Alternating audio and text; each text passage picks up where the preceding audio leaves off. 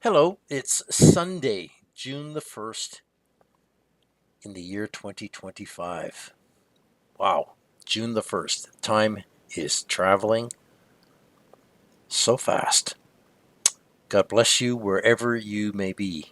Welcome to Darkness is Falling video number 390 in this now expansive educational series of messages exposing the Jesuit Vatican shadow empire as the true cause of all revolutions, genocide, war, and deception for the last 500 years. This wicked empire is the one and only candidate for the fourth iron Roman beast system described trampling and crushing the nations in the prophetic books of Daniel and Revelation.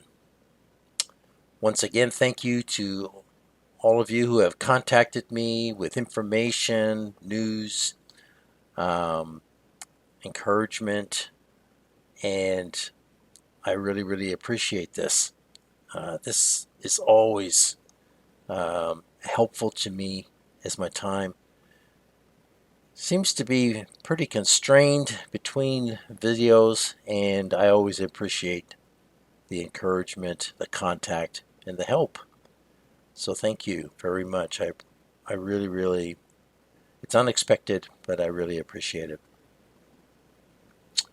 Now, excuse me, do you remember when the fake COVID pandemic rolled out in 2020? Who it was that was doing the policing of masking, testing, and quarantining? Who was it that was doing most of this? Was it the police? No, it wasn't. Law enforcement basically backed off and took a low profile. And ordinary people started policing themselves and others. That was the plan. It was communitarianism on steroids. People everywhere took on the role of policemen.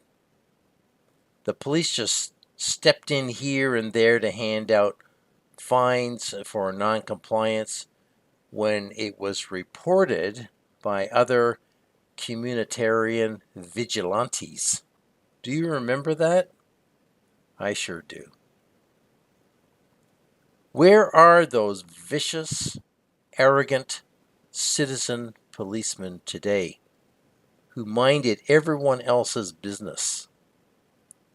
Well, they are either dead from the shots, the tests and the shots, or they are sick and dying from the COVID technologies. That's where they are. Now, I feel it is appropriate here to say to you to never forget who it was that did the policing of mandates for the UN image world government that were not even law.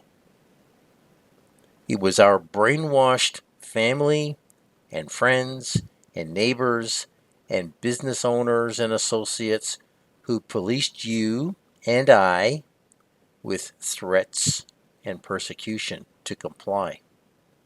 Never forget that. No, the military didn't come to your door. No, the police never came to your door.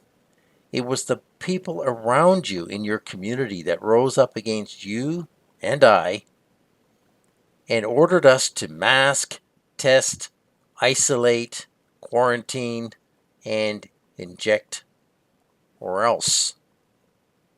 When we refused to obey their directive, what happened? Threats and accusations of how uncaring we were, how stupid we were, how irresponsible we were by putting other people's lives at risk. Think of the stupidity behind that statement. Now, it was the communitarian citizen police who enforced the UN image of the beast, world government false mandates last time, and they will do it again. Maybe a little bit differently, but they will do it again. So be prepared for that, and do not be shocked when they turn against you again. In Isaiah 3, verse 5, we are told, "And the people shall be oppressed, every one by another, and every one by his neighbor. The child shall behave himself proudly against the ancient, and the base against the honorable." How true that is. In Micah 7, verse 6, states, "For a son dishonors his father, a daughter rises against her mother, and her daughter-in-law against her mother-in-law. A man's enemies are the members of his own household." How true that is. And we've experienced it, and it will happen again. Jesus warned us in Matthew 10, verse 21, saying, "Brother will betray brother to death, and a father his child.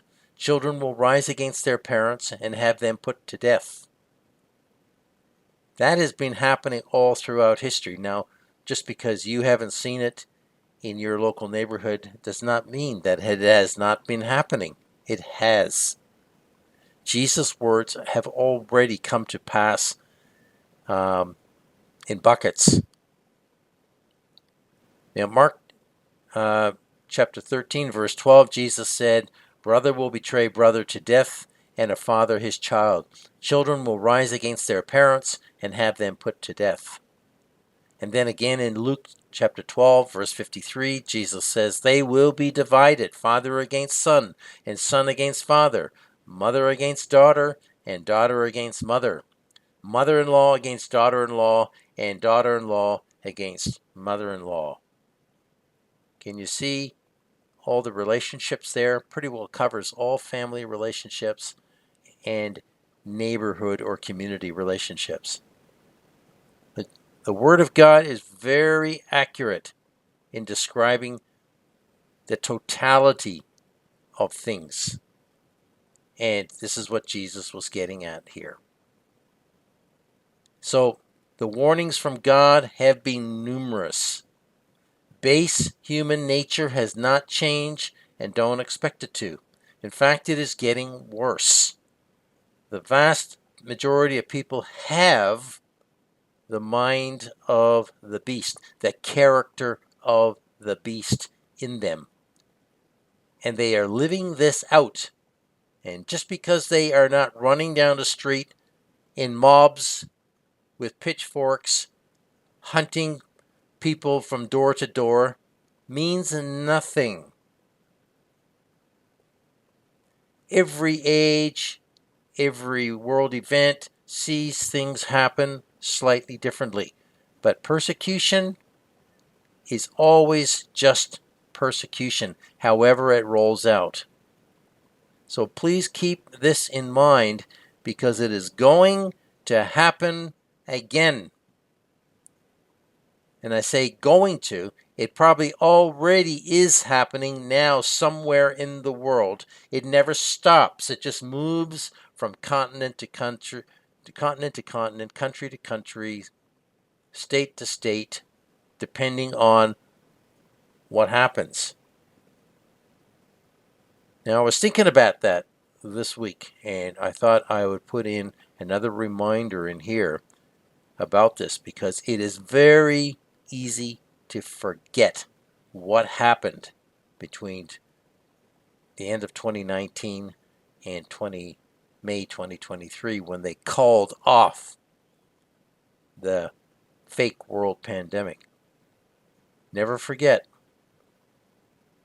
because these things repeat themselves sooner or later. Now, just another item here that we need to think about. And we see a lot of information now on all the channels about AI. Now, AI is a weapon. It's just software, people, but it is a weapon to make people obsolete and dependent on beast government UBI, or Universal Basic Income. It's already here.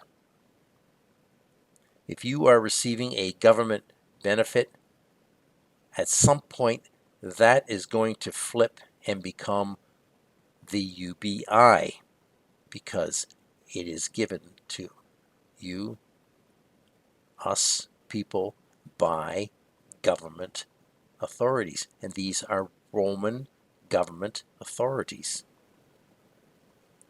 Now, the main purpose of AI is to do this.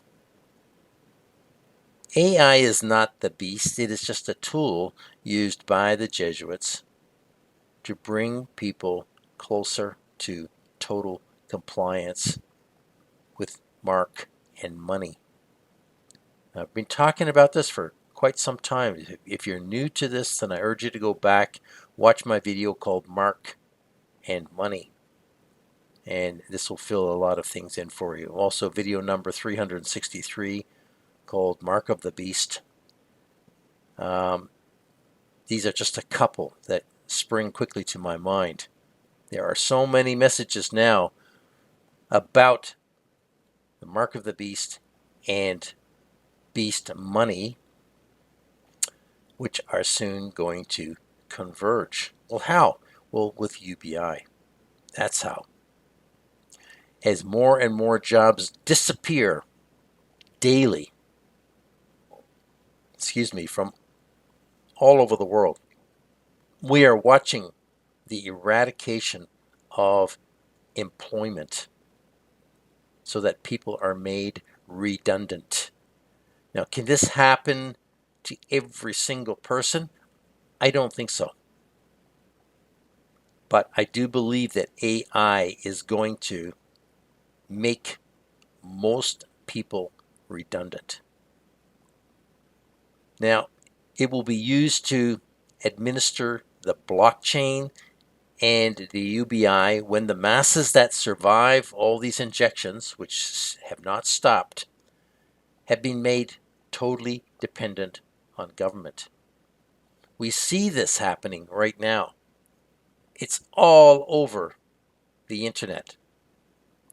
Some of it is fake, some of the news is false, but what we see is a general trend, and we see so many voices talking about it. That's why we must pay attention. When everybody starts talking about something, pay attention to what they're saying, even if it's not 100% true. Now, unemployment has already started to escalate dramatically. I believe the unemployment figures are far greater than what government statistics are telling us. Driverless trucks and cars are already on the road in different places. They are sorting out the problems. Airplane traffic is going to reduce as flying is made more and more difficult for people. We're already seeing all the dramas with flying. It's escalating slowly but surely. I believe in the end, the aim is to virtually totally take planes out of the sky. You may say that's impossible. No, it's not. They did it already in 2020. It's been done, people.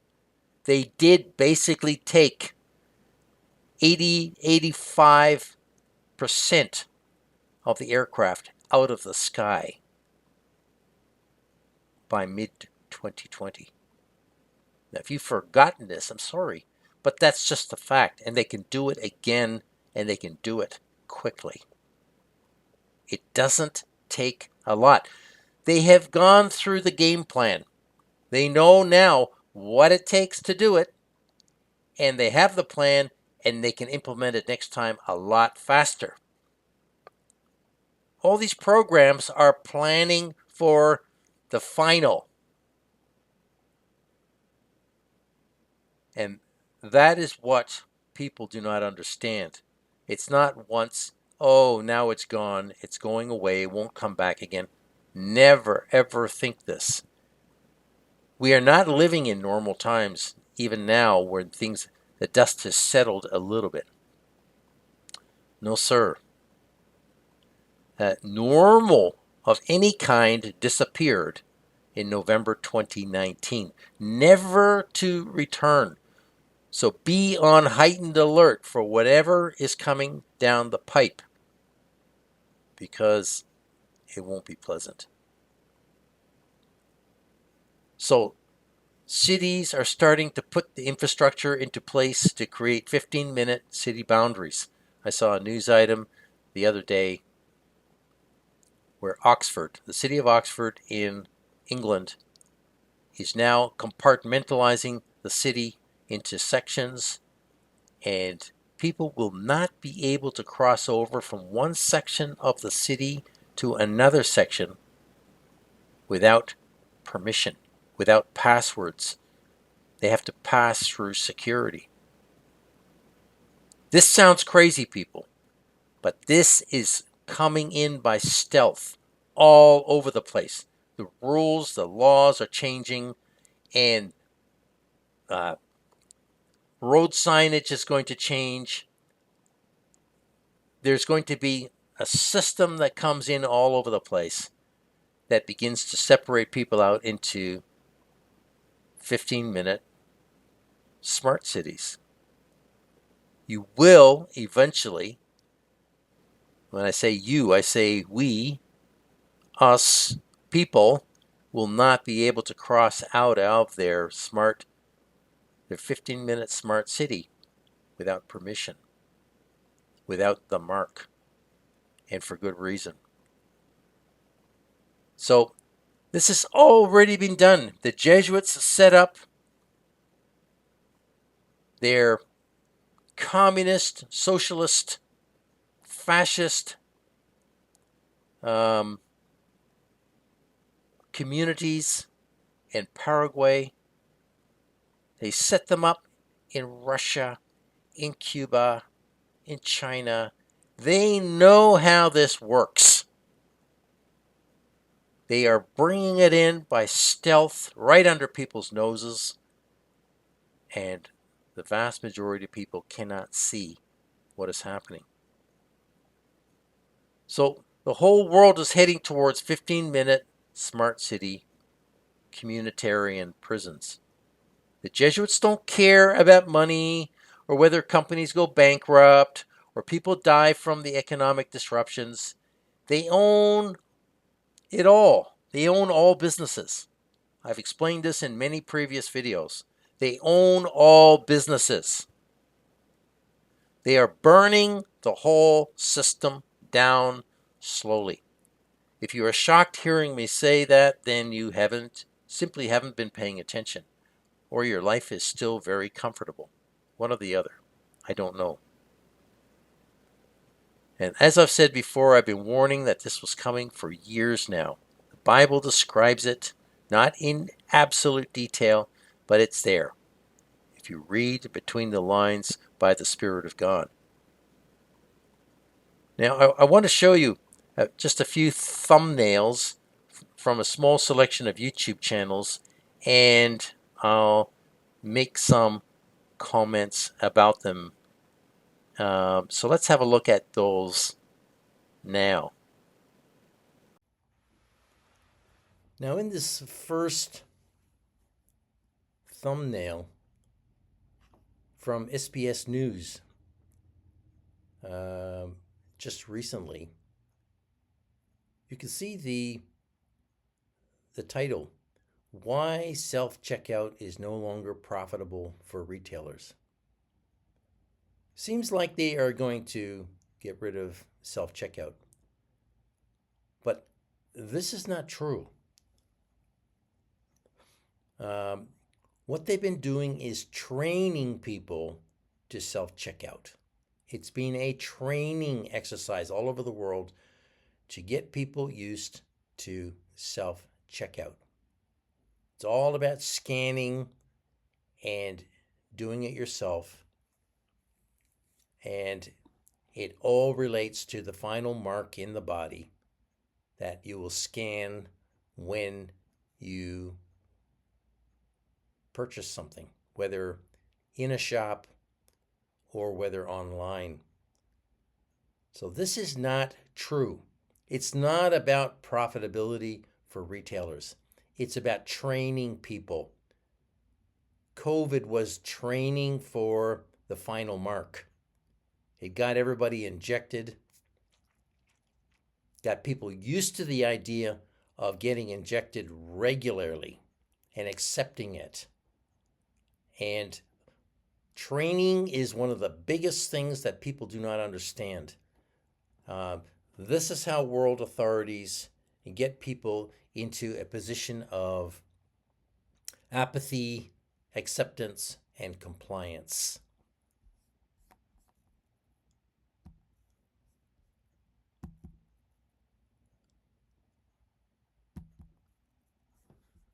Okay, here's a thumbnail from a channel, and for some reason I have cut that channel name off. But this is a well-known humanist. And you can see the title, "We Are Witnessing the Death of Ownership." This man does not understand that ownership disappeared a long, long time ago. People don't actually own anything. I've been saying this for a long time. This guy's just apparently waking up. We are witnessing the death of ownership? No. Ownership died a long time ago. We are just caretakers. We're caretakers, people, of the beast's property. And I covered this in many videos about who owns it all. Rome, the papacy, owns it all. Your house, the land, everything, businesses. He's moaning here, they will own everything. No, they already do. And that's why they can take it away from people so easily and so quickly. We really do have nothing. And people just do not yet realize it because they think they own things. They've been trained to think that they own things and that ownership is essential to being somebody or having something. And there is a lot of this humanist whining and complaining going on about what they are losing.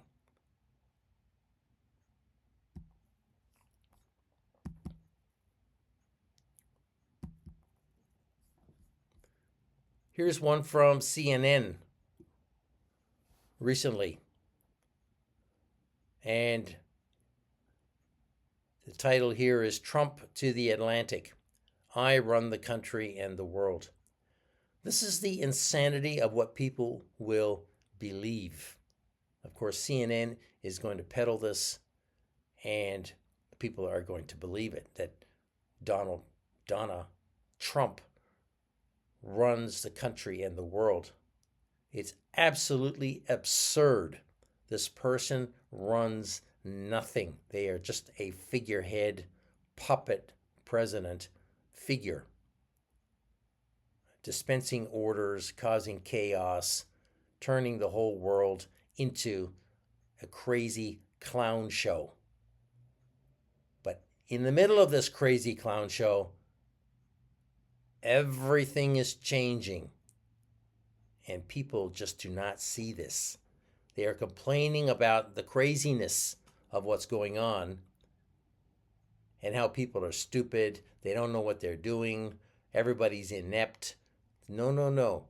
There's a plan behind all this madness. So once again, Donald Trump rules and runs nothing. Not a thing. Without the Jesuits, this person has no power whatsoever.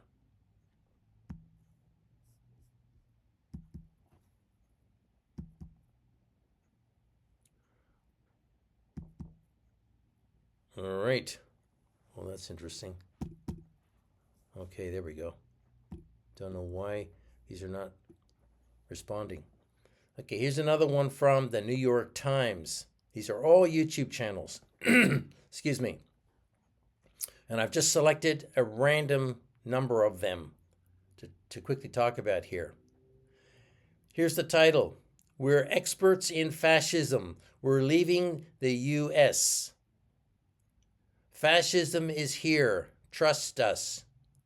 These people are stupid. These people are experts in fascism, and yet they have not recognized that we have been living in a fascist society all our lives, as long as these people have been alive. How is it that these so-called experts are so dumb? Well, it's because they are looking for a specific kind of fascism to then say, that's it, that's fascism. No, fascism takes many, many different forms. The best kind of fascism is a fascism that parades as a form of democracy, which is what we've been living under for a long time. These people, wherever they've gone, they're leaving the U.S., they're going from one fascist state or country to another one. The whole world is fascist. Everything is controlled by the one world government. And these people do not even know this. It makes this YouTube message look like absolute stupidity. But that's where we're at.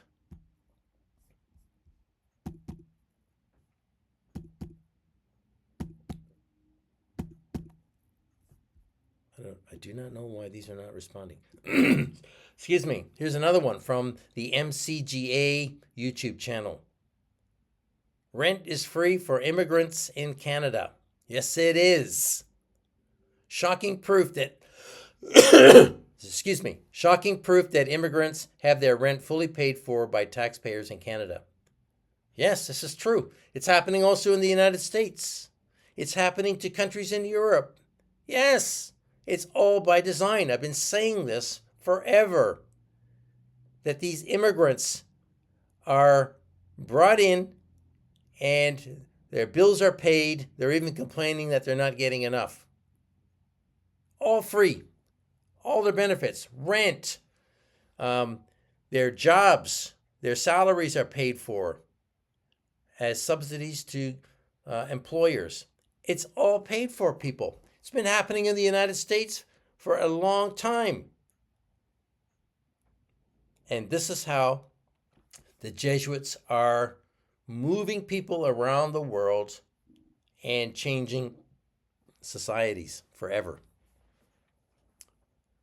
And all the subsidies that these people are being paid, that is the UBI. That is the universal basic income. That's what it is, people. And this person putting this video out is obviously shocked that immigrants have their rent fully paid. We should not be shocked, people. See, these people do not understand the time in which they're living. They do not understand what the one world government is doing. And so they are shocked because they think they live in a free society. And somehow their freedoms are being threatened.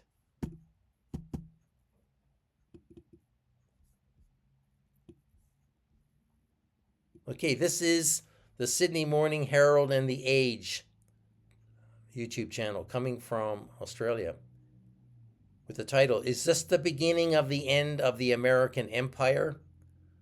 So we are witnessing the implosion of an empire. No, we're not. We're witnessing the downfall of, or the end of all free societies everywhere. Whatever you mean by freedom, because we haven't been free all our lives, but the end of whatever freedom remains, that's what we're witnessing. We're not witnessing the implosion of an empire. There is no American empire. There's just a country that has been used economically and militarily to perform the duties that the beast requires in order to bring the world into oneness, which I've been talking about for a long time. So is this the beginning of the end? No, it's the end of freedom for the whole world as we shift into total New World Order, Roman fascism.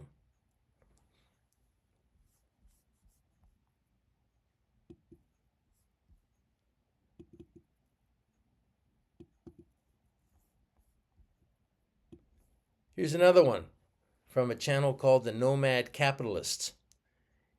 Emerging markets will crush the U.S.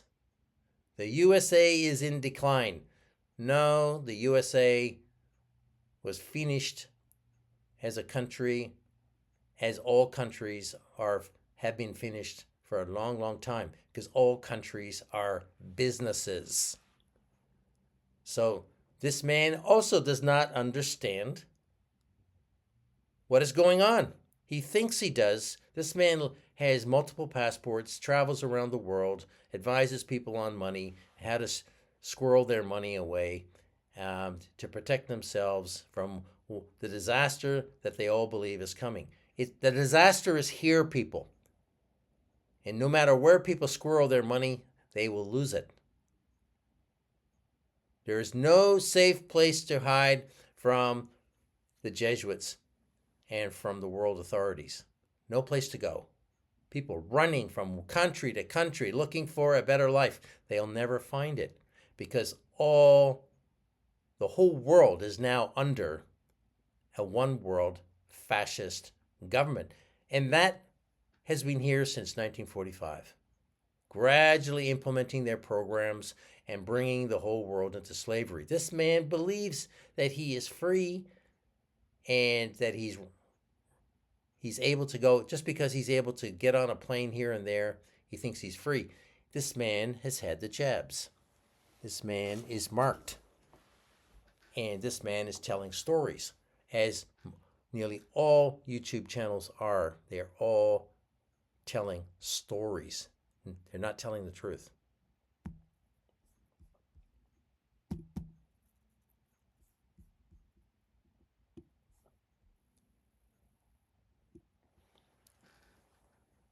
Here's a video from a channel called Wendover Productions. Europe's experiment, treating trains like planes. The rise of the budget railway. Now this is happening everywhere. They're building new railways in many places around the world. Why? Because planes will no longer be flying. People will be using trains. You see? And only the elite of the elite will be able to fly, and that will be a very small group. So trains are the new planes. And this has been happening for a long time. People just do not see it. They do not see what the world authorities are doing. They are changing everything. And we're watching it in real time if you have eyes to see it. Treating trains like planes. They're telling us, people. It's right there in the video title. Europe's experiment. It's not an experiment. They've been working on this for decades. And they're doing it all over the world. They're building new railways. And you can check this out yourself. People are going to be walking. If they can get out of their 15-minute city, they're going to be driving electric cars. They're going to be catching trains if they're allowed.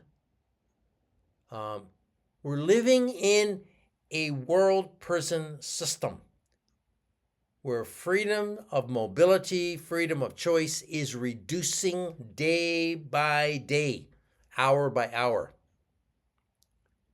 And it's being done slowly so that people remain deceived and cannot see it until it's too late.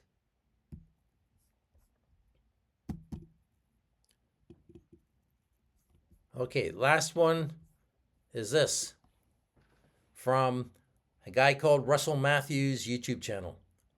The hidden war between US, Canada, and China.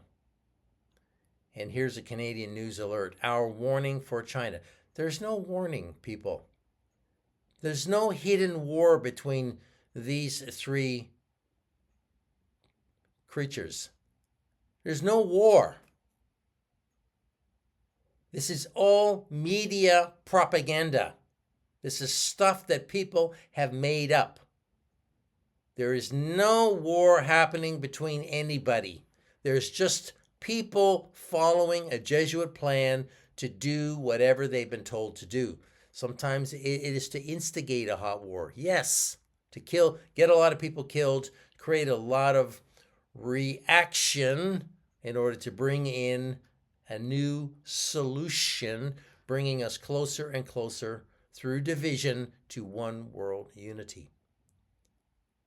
There's no warning for China. This is all political theatrics, political drama, deceiving people into believing that these world figures are fighting with each other. They are not. They work together, as I've said many times, through the G7, the G8, the G20, and all the other world conferences and summits. They are friends. They are all high Freemasons. They are all compliant to the one world vision. One world, people. We've been living in a one world for a long time. It just keeps changing and incrementally until they get us to the place of total slavery, total control. There's no hidden wars.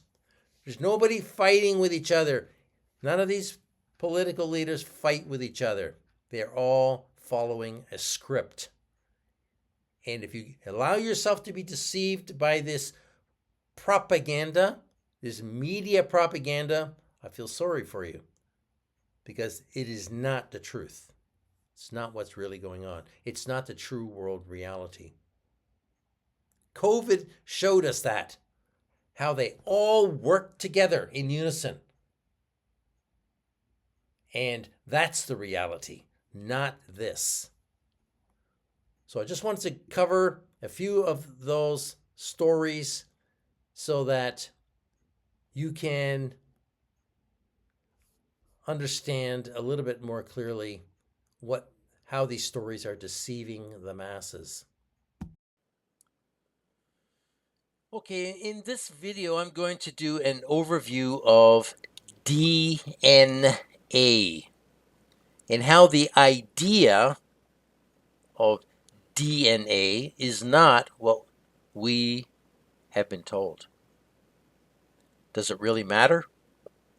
Yes, it does. Every deception matters. Some more than others, but they all matter. The COVID deception over the last 5 years was successful because people believed, and still do, in something called DNA and the false promises made surrounding it. It's a huge topic, and I don't pretend that I know all the details, but then I don't think we need to know all the details if it's a scam, and I believe it is to a high degree. Now, just like the virus scam, we have the DNA scam. These are science fictions. They go together to complete the science medical scam. And there's others, but these are two big ones. Now, symbolically, DNA is the occult stairway to heaven, staring at us in plain sight. DNA is another image that has bewitched the world into science, worship, and compliance. The stairway to heaven has been embedded into our brains by constant exposure to science and culture that present the stairway to us in many covert ways. People are blinded to it, and for most, it's already too late. It's not too late for God's people, though, to learn about this powerful deception and to know what it is so we are not deceived by it in any way. Now, I've prepared another slideshow so that I can properly illustrate the ideas into a cohesive narrative stream for you. My hope is always that you will see even more widely what Satan and his minions have accomplished, and that you will not fall victim to his deceptions and temptations in these last days. Let's have a look at that slide presentation now.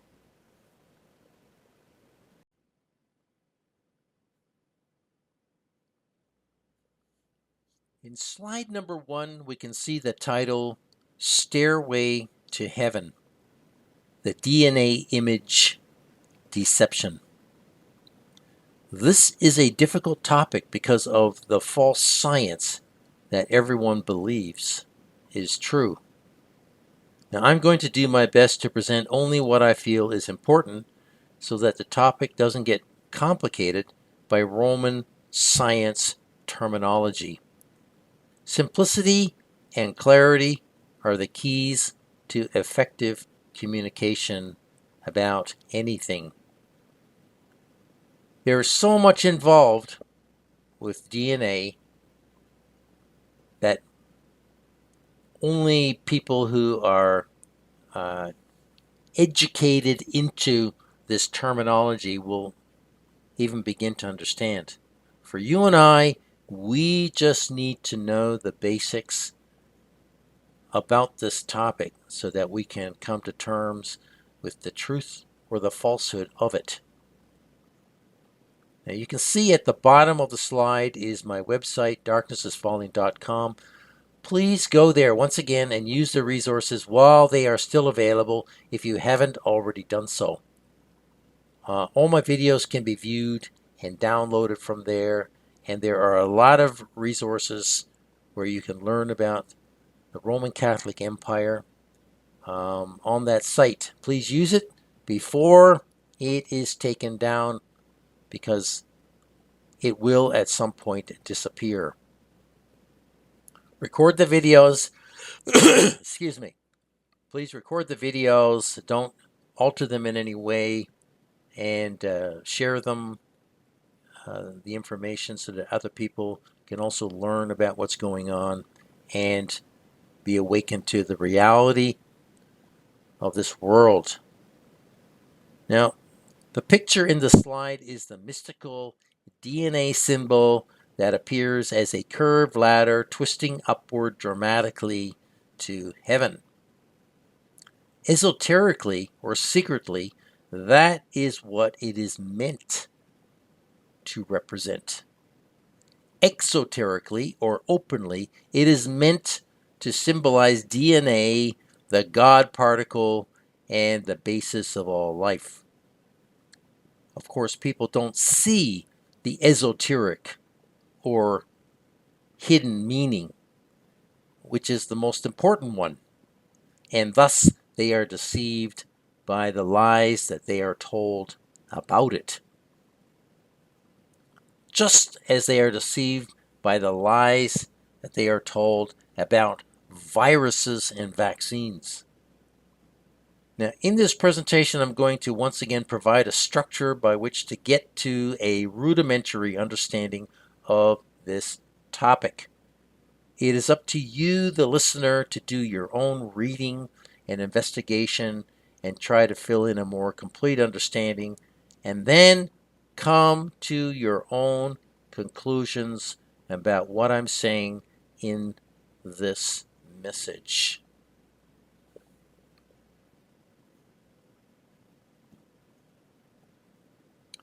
In slide number 2, we can see a picture of Albrecht Kossel, who first coined the term DNA in 1881. It took 100 years for it to become common currency in the English language. It is the double helix DNA symbol that made DNA famous. In this presentation, we will see that the name, the symbol, and the reality of DNA are a deception.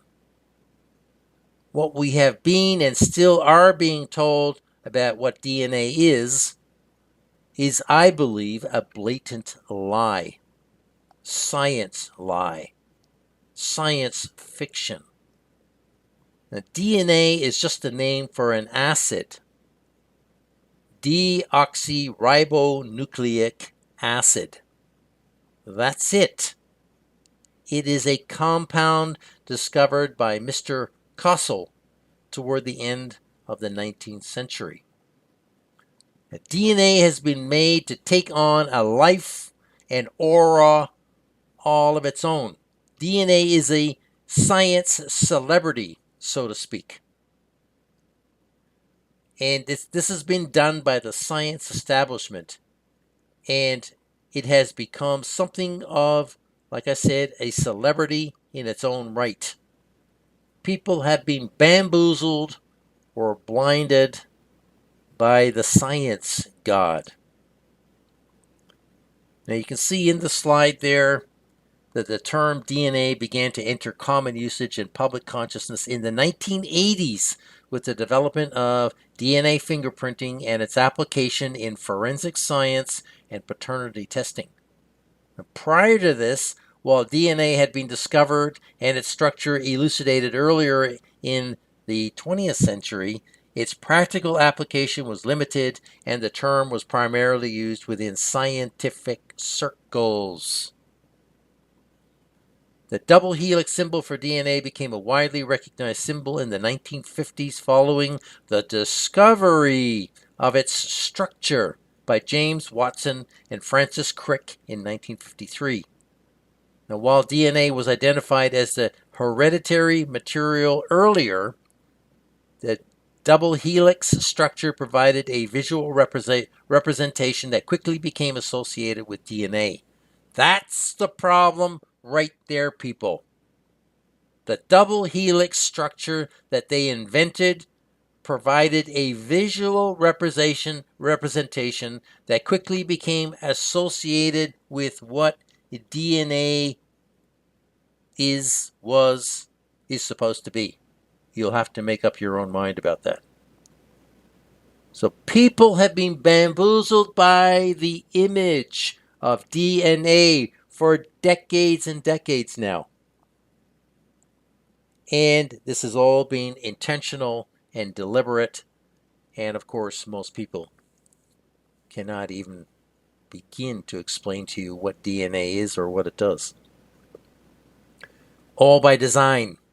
Ignorance is the Jesuits' greatest tool. Ignorance in the population is the Jesuits' greatest tool for deception. And my task is to peel back the ignorance as much as possible so that God's people can see the truth on all these different topics and issues. In slide number 3, we can see 3 pictures. On the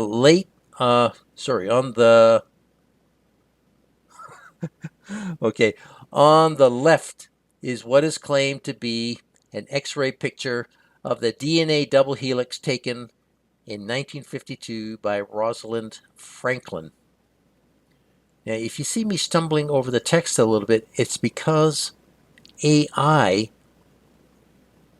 is changing what I write into the script. And I discover this when I come back later, because this has been edited a number of times. And this is what another challenge that I'm faced with is errors appearing, words changing in the text. Now, an online encyclopedia states that photocrystallographic photo 51 is an X-ray based fiber diffraction image of a paracrystalline gel composed of DNA fiber taken from Raymond Gosling, a postgraduate student working under the supervision of Maurice Wilkins and Rosalind Franklin at King's College London, while working in Sir John Randall's group. The image was tagged Photo 51 because it was the 51st diffraction photograph that Franklin had taken. It was critical evidence in identifying the structure of DNA, unquote. Note that 5 plus 1 equals 6. Another coincidence? I don't believe so. Now, if you look at that photo, this crystallographic photo, or this X-ray photo, and if you see a double helix spiral in that, well, congratulations. You need to get your eyes tested and you need to get a pair of glasses, because that is not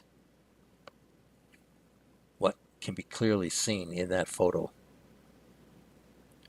So this is where the tomfoolery starts, where the science hoax of DNA starts. It starts with this photograph. The center picture is a cartoon supposedly interpreting photo 51 as a double or dual spiral helix. In my opinion, this takes a truckload of faith to believe, because when I look at the photo, I see a segmented X shape, and that is all, within a diamond. Now, the fact that math was used to explain this non-observable phenomena is yet another example of science trickery using numbers. Now you can see in the middle picture where they have got arrows pointing to different parts of the photograph saying it's this, it's that, it's this, it's that, and some sort of little equation up at the top, in the top right-hand corner. It's total nonsense, people. Total nonsense. They just see what they want to see. Now, the picture on the right is a rough drawing of photo 51, executed by Francis Crick's artist wife, Odile. This is the proof of the existence for the DNA double helix symbol, which has never, ever been seen by any living soul. It is this kind of science fraud which has been foisted on unwitting people and deceived the world in more ways than one. So this is where it starts, people. This is the source of the double helix DNA symbol or image, which has blinded everybody in the world. You can see that this fraud and how it was foisted on first the science community and then the world is unbelievable. Now in slide number 4, we can read a few things about both the virus and DNA frauds. These two science deceptions have dominated health for a long time, possibly 150 years or longer. And no virus has ever been seen under a microscope or been isolated in a lab. DNA as it has been presented to us has never been seen under a microscope, and science claims about what it is and how it functions are unproven. The mythical heredity molecule called DNA, just like the virus, has never been seen under a microscope or been photographed because there are no photos and they can't do it.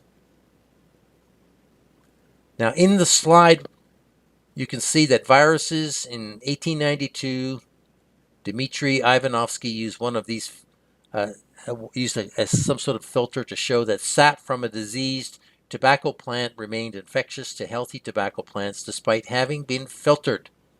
Martinez Beijerinck called the filtered infectious substance a virus, and this discovery is considered to be the beginning of virology, which is a totally fraudulent science practice, field of science, whatever you want to call it, type of science. And this is where virology comes from. Somebody called an infectious substance a virus. And from there on, it's been downhill. Now, Louis Pasteur and Antoine Béchamp, formulated their oppositional theories for disease during that period of time, this late part of the 19th century.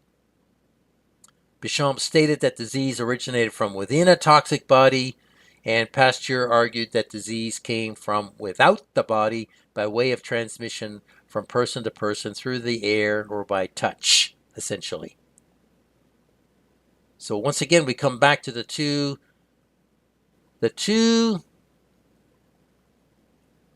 theories about how disease spreads, how disease occurs within bodies, whatever you want to call it. And of course, we know the story that the Jesuits championed Louis Pasteur's germ theory and crushed and relegated Antoine Béchamp's terrain theory almost out of existence. Although you can find a very nice page all about Antoine Béchamp's terrain theory online.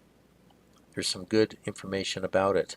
But of course, they say that it's been disproven, which is a lie. Now, as with viruses, the same with DNA. Johannes Friedrich Miescher was a Swiss physician and biologist. He was the first scientist to isolate nucleic acid in 1869. Now, this is just the acid or the substance taken from the nucleus of a cell or cells. Now, how he did this, the proof for it, we don't know. We're just told this, and we're expected to believe it. That these experiments are all true, all proven. It says here later, Miescher raised the idea that the nucleic acids could be involved in heredity. See, he raised the idea that the acids could be involved in heredity. See, it's all modal. Could, should, would.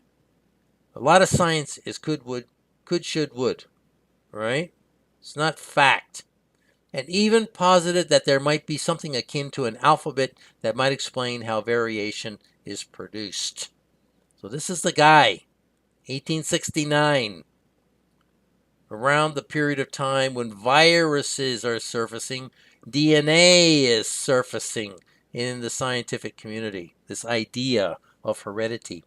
Now, Francis Crick learned about the idea of an heredity molecule in 1949 while he was studying, and it was clear that some macromolecule, such as a protein, was likely to be the genetic molecule. James Watson became a graduate student at Indiana University in 1947. He was attracted by the presence of the 1946 Nobel Prize winner Hermann Joseph Muller, who in crucial papers published in 1922, 1929, and in the 1930s, he had laid out all the basic properties of the heredity molecule that Schrödinger presented in his 1944 book. So what we've got here is a gradual progression of the idea of a heredity molecule that we need to find. And just like the virus molecule that we need to find, which they never have. They never have, people. No virus has ever been isolated in a lab through experimentation. And neither has DNA. So once again, no virus has ever been seen under a microscope or been isolated in a lab. And DNA, as it has been presented to us, has never been seen under a microscope, and science claims about what it is and how it functions are unproven. So these two ideas, these two theories, have been made into fact. In fact, these two theories are assumptions, and they have been turned into science fact without evidence. In slide number 5, we can watch a short 5-minute 35 video clip from the Flat Fact YouTube channel. The author has been looking for a real photo of the double helix DNA structure, but has been unsuccessful. The reason is simply because it doesn't exist. The double helix image is a hoax and a very powerful spell that most people have been bewitched by. So please watch, and I'll see you afterwards. Orbiting snowballs, orbiting snowballs, orbiting snowballs. A flat fact. A flat fact. The realm. Do you know what the realm is? A story we agree to tell each other over and over till we forget that it's a lie.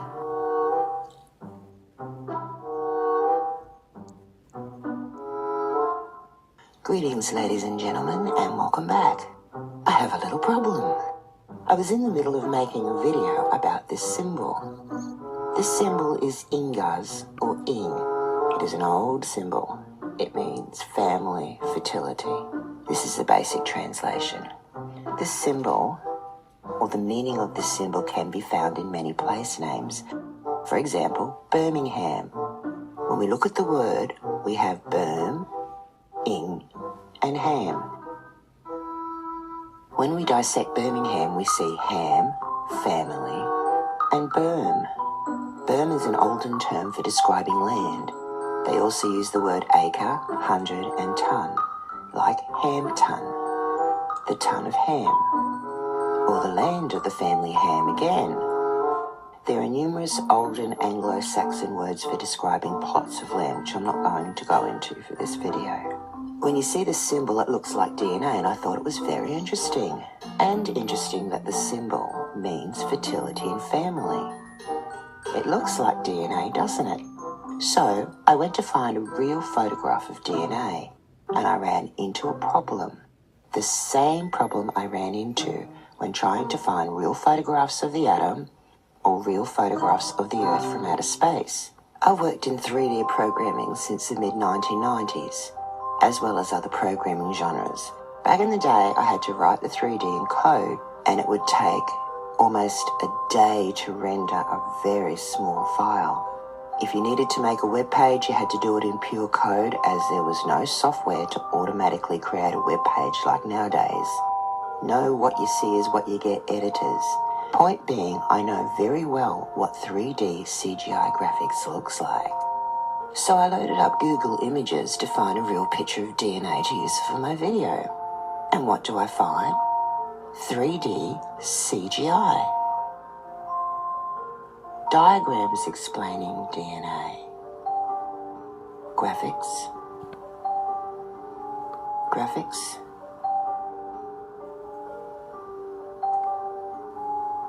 More graphics. Graphics. Graphics. This is a graphical image of DNA stain. I mean, really? Graphics. Graphics. Oh, here we go. This is a DNA stain. This is an autoradiogram of DNA. Radio waves, not an image of the DNA helix. This is also very similar to the radio waves of the periodic table. Oh, Google says microscope images. Let's have a look. Sorry, that's graphics. This image is not real either.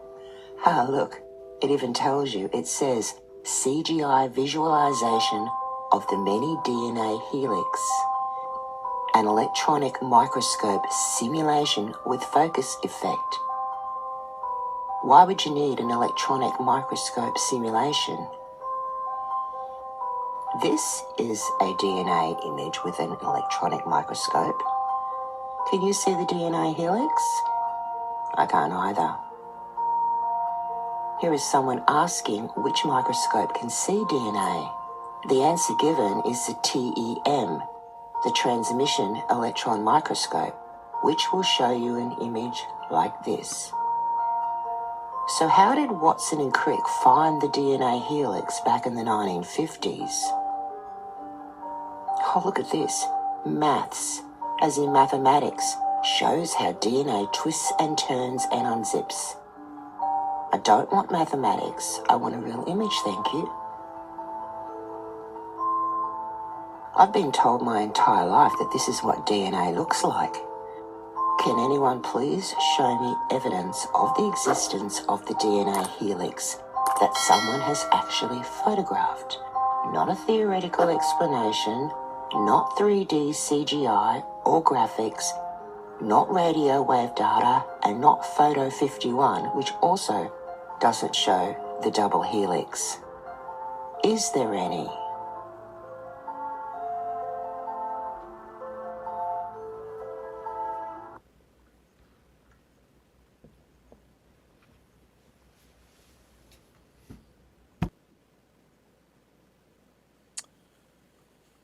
Thank you, David, in the UK, for sending me that link to that short video. I apologize. Much appreciated, David, and as always. And I apologize for the invasive music in that video, as in most videos. I can't remove it, so unfortunately we're stuck with it. But you can see basically the trouble with DNA in this very short video. Now,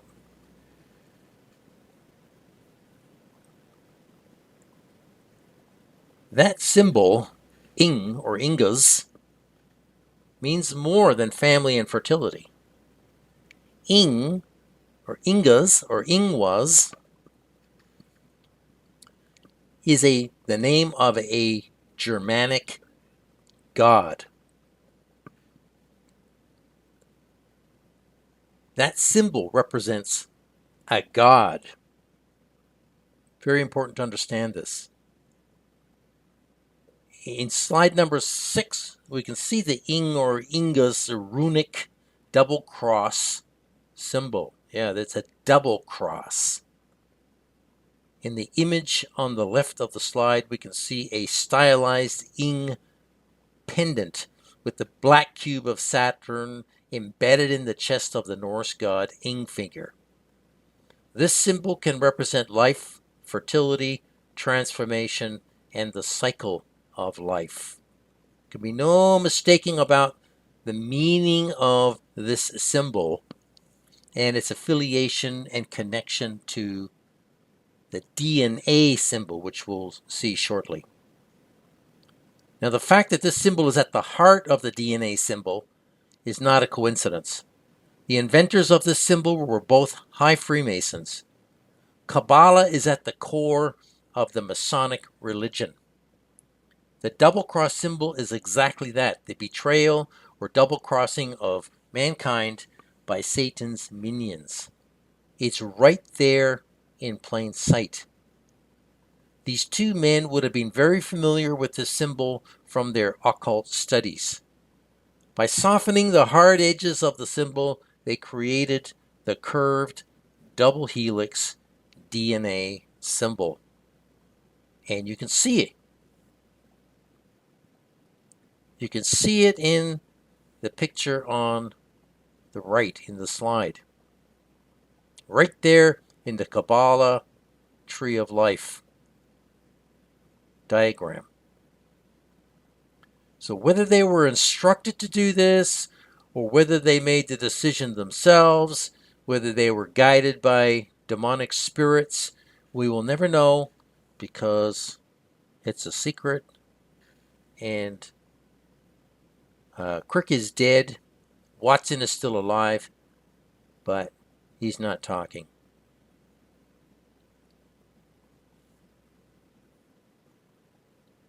In slide number 7, we can see two pictures.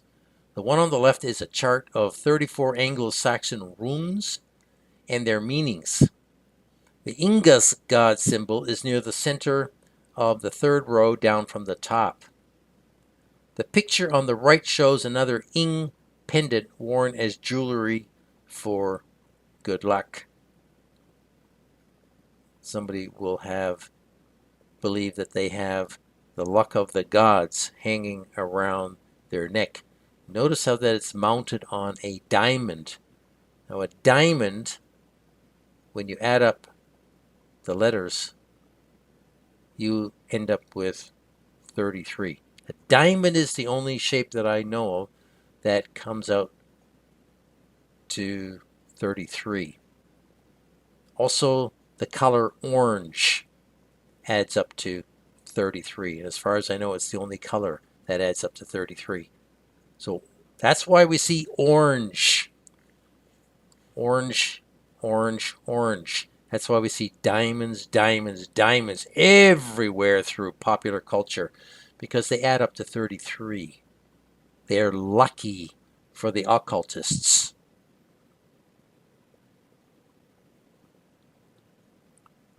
Now in slide number 8, we can see two pictures of artworks produced during what is today called the Scientific Enlightenment in Europe, during that period of time. Now the picture on the left is by Dutch artist Gerard Hout, created in 1728.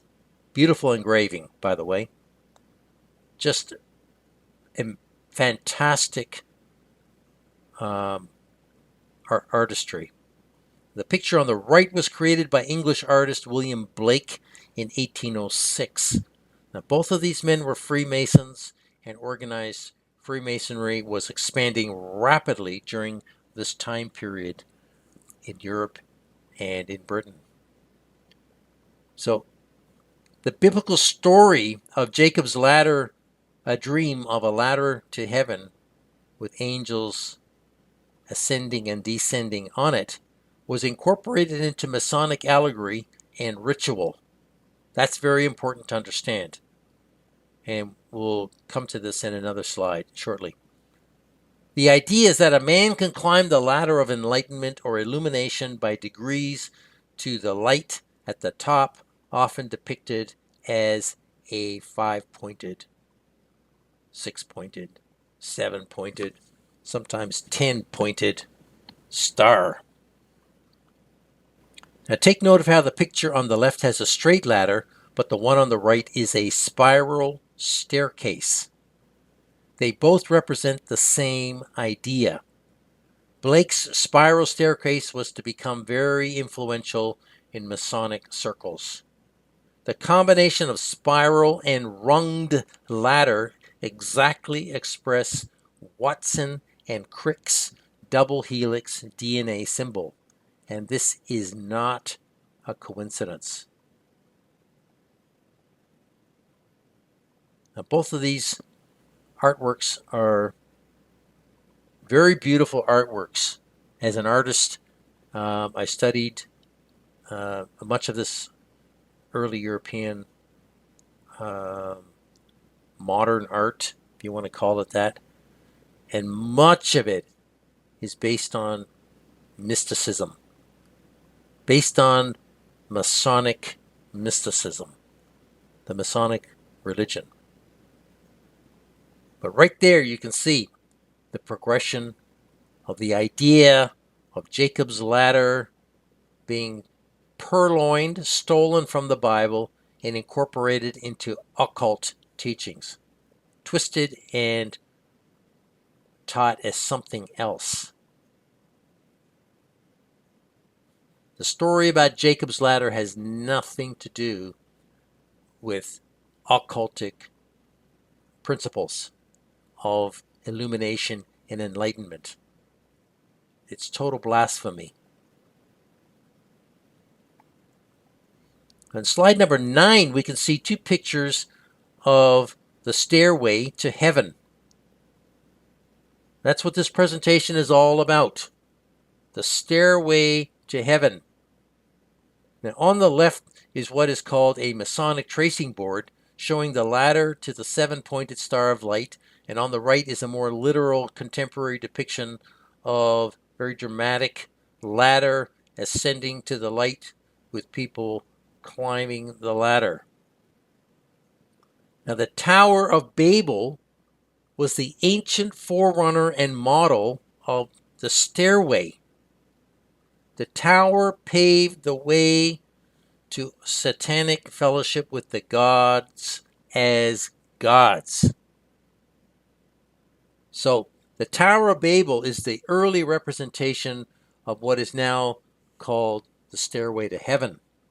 They were building their way to heaven, to the light, just as the Masons and occultists are doing today. There is no difference. The spiritual intention is exactly the same. The Tower of Babel would have had stairs winding its way up around the edge of the tower, the outside of the tower, or maybe the inside of the tower. I don't know how that worked. But that is the stairway up the tower to the top, to heaven, to the light. It's all the same. The curved stairway ladder of DNA embodies the ancient satanic dream of Cain and Nimrod. DNA is seen as the holy grail of immortality, and that's why they created it. And now they want to transform it. DNA is the work of men's hands. First you build it, and then you transform it, and then you initiate others into your building project. That is what COVID was all about. Injecting people and transforming their DNA with the mRNA ladder to illumination, to transformation.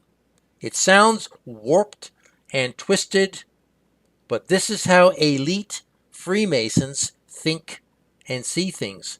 And we had better get in tune with how they think, because they rule the world. They are calling the shots. Now, I have copied extracts of an article titled Jacob's Ladder, posted on the 9th of October, 2023 on the masons.au website from Australia. And I'm going to read some segments here of what they've written in this article. And I quote, "In Masonry, the entered apprentice, or EA, is first introduced to the imagery of Jacob's ladder in the first degree. Remember that the EA is not expected to ascend the ladder at his initiation. It is depicted on the tracing board, and the means of ascent are partially explained to him. The symbolism of Jacob's ladder portrays a spiritual advance through the virtues of faith, hope, and charity to the summit of Freemasonry, unquote. So you can see how they've mixed occultic principles of working your way to heaven with biblical principles of faith, hope, charity, and Jacob's ladder. Unbelievable deception. Excuse me. Now I'm quoting again. The ladder represents the progressive ascent of an intellectual communication between earth and heaven. A newly initiated candidate stands on the floor of the lodge depicting the temporal world and begins his ascent of the ladder of life from earth to heaven, from life to death, from the mortal to the immortal. Step by step he progresses until he reaches the top of the ladder. Masonry is indeed a progressive science, unquote. So here they have encapsulated the process of the initiated Freemason. All the rituals they do are symbolic, but to them it's real, how they're step by step progressing up the ladder, going from earth to heaven and life to death, from the mortal to the immortal, because they all believe they're going to be immortal through Freemasonry. Now, quoting again, they say in ancient Egypt, tradition relates that Ra's ladder, Ra was the sun god, Ra's ladder linked heaven and earth. The Egyptian Book of the Dead referred to a ladder which allowed one to behold the gods. In works of Egyptian art, we find the souls of the dead climbing a stairway of 7 or 9 treads to reach the throne of Osiris and undergo the weighing of their hearts, what they call the Masonic judgment of good works. So this article is quite long. I'll just skip to another section here, and I quote, "In the Islamic tradition, Jacob's ladder is seen as a symbol of ascension, representing the ascent of Muhammad to heaven from the top of Mount Moriah." They go on to say, "Amongst our operative brethren, the ladder is, of course, a familiar implement. It was in constant use by our ancient brethren. In a system where working tools were used to symbolize moral properties, the ladder would be made to typify the power or means by which a man is lifted to a higher state of existence. It was always employed with the same meaning in the ancient mysteries and was a familiar symbol of salvation long before Jacob saw it extending from earth to heaven. We, as did the ancients, ascribed to it 7 rungs, symbolizing the 4 cardinal and the 3 theological virtues by which it was supposed a man was prepared for and elevated to the higher state."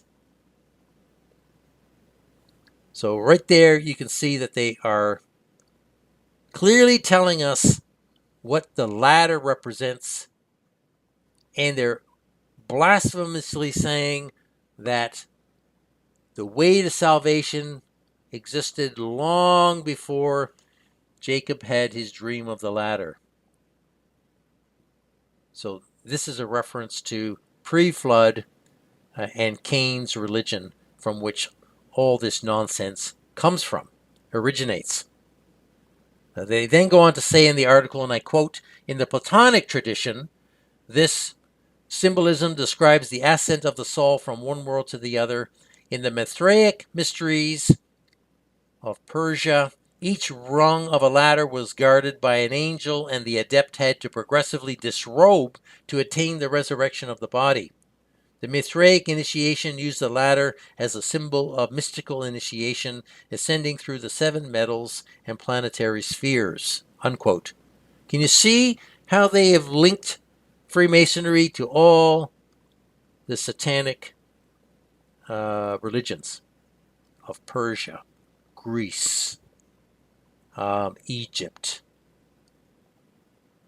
And in fact, Freemasonry is what would you call it? Zoroastrianism or Baha'i represented in modern terms. It's all the same. All paths lead to God through Freemasonry. Now, they again go on to say, and I quote, in Masonic tracing board illustrations, you can see the tracing board in the picture on the left-hand side of the slide. They say that the ladder extends no further because God himself cannot be comprehended. To arrive in heaven itself, we must pass through that awful moment when the soul shall take wing to that boundless and unexplored expanse above, where the divisions of time shall cease and the glories of an endless eternity burst upon the view. Unquote. Here they're talking about death. The Freemason, when he dies, will enter into eternity. And we know that this is false. It is a lie, a deception of the highest order.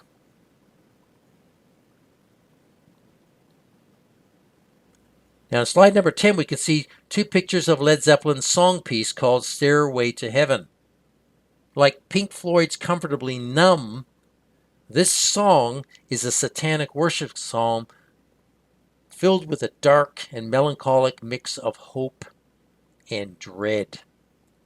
Now, modern culture is full of references to the stairway to heaven or the pathway to the stars or reaching for the stars or the highway to heaven, however you want to term it. It's the same thing in Masonic, Luciferian, satanic culture.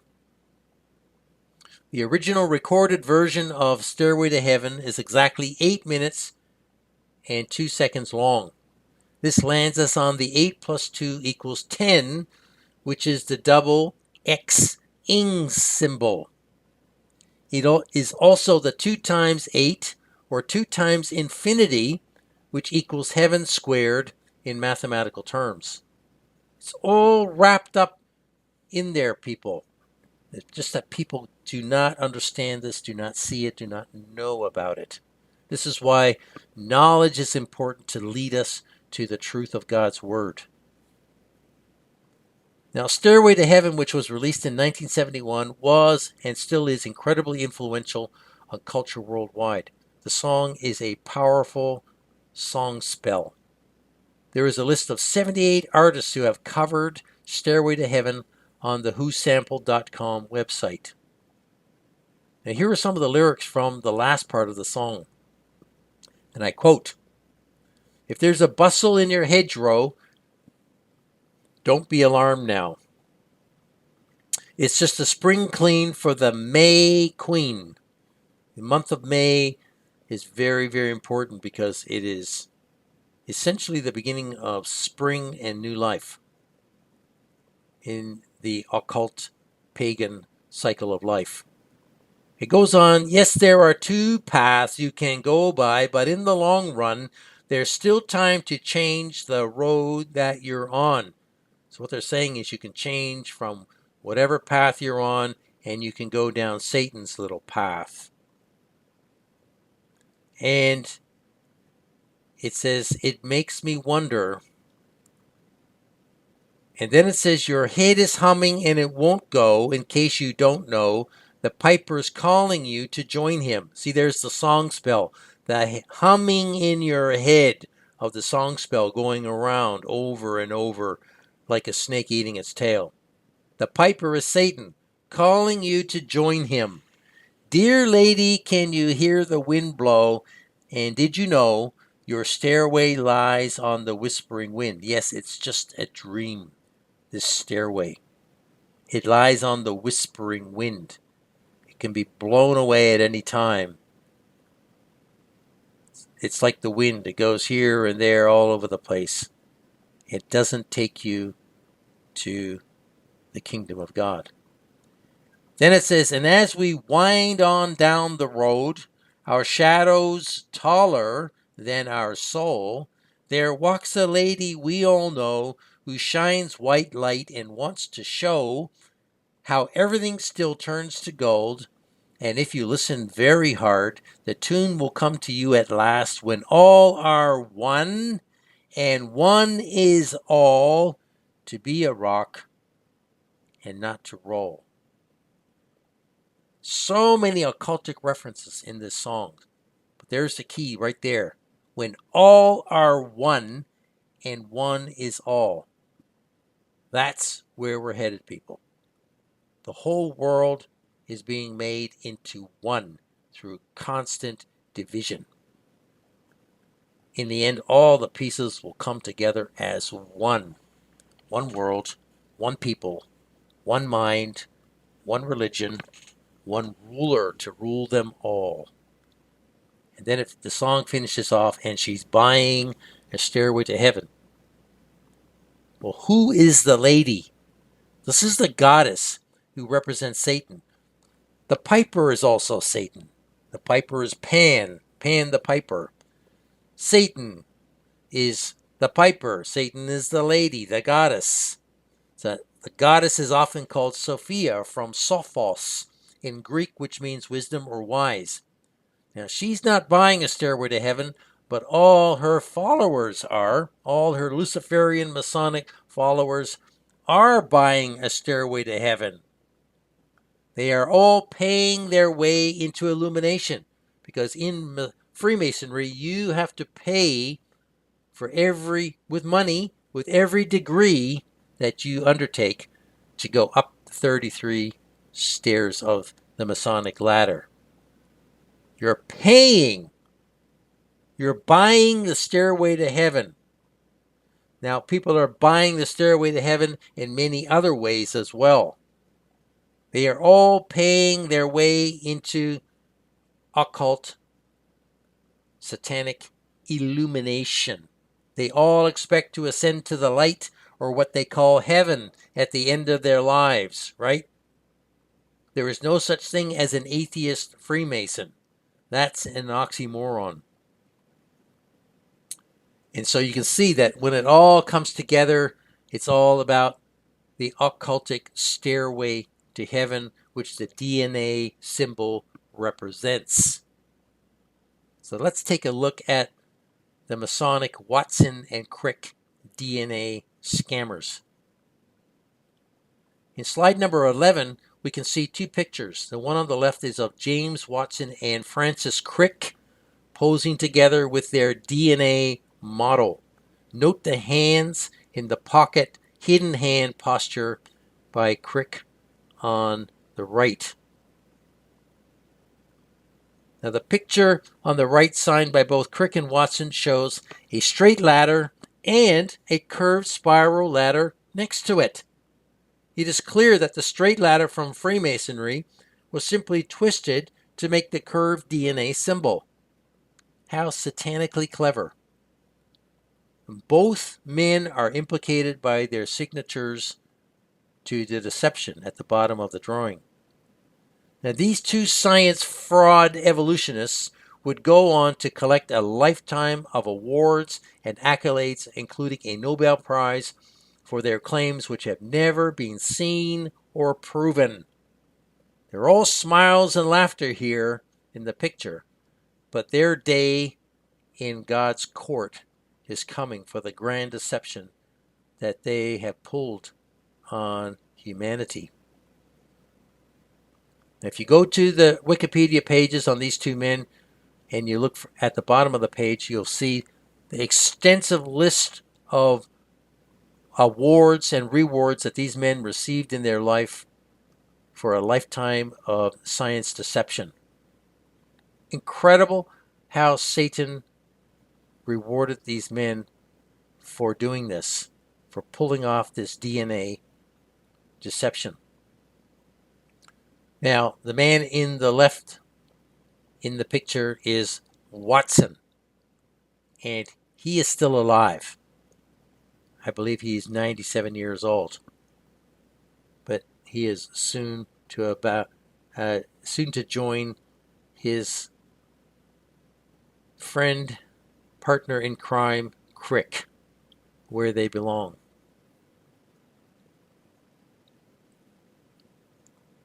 Now in slide number 12, we can see a picture of Francis Crick making a Masonic pose. Crick was an aggressively anti-God and anti-Christian evolutionist.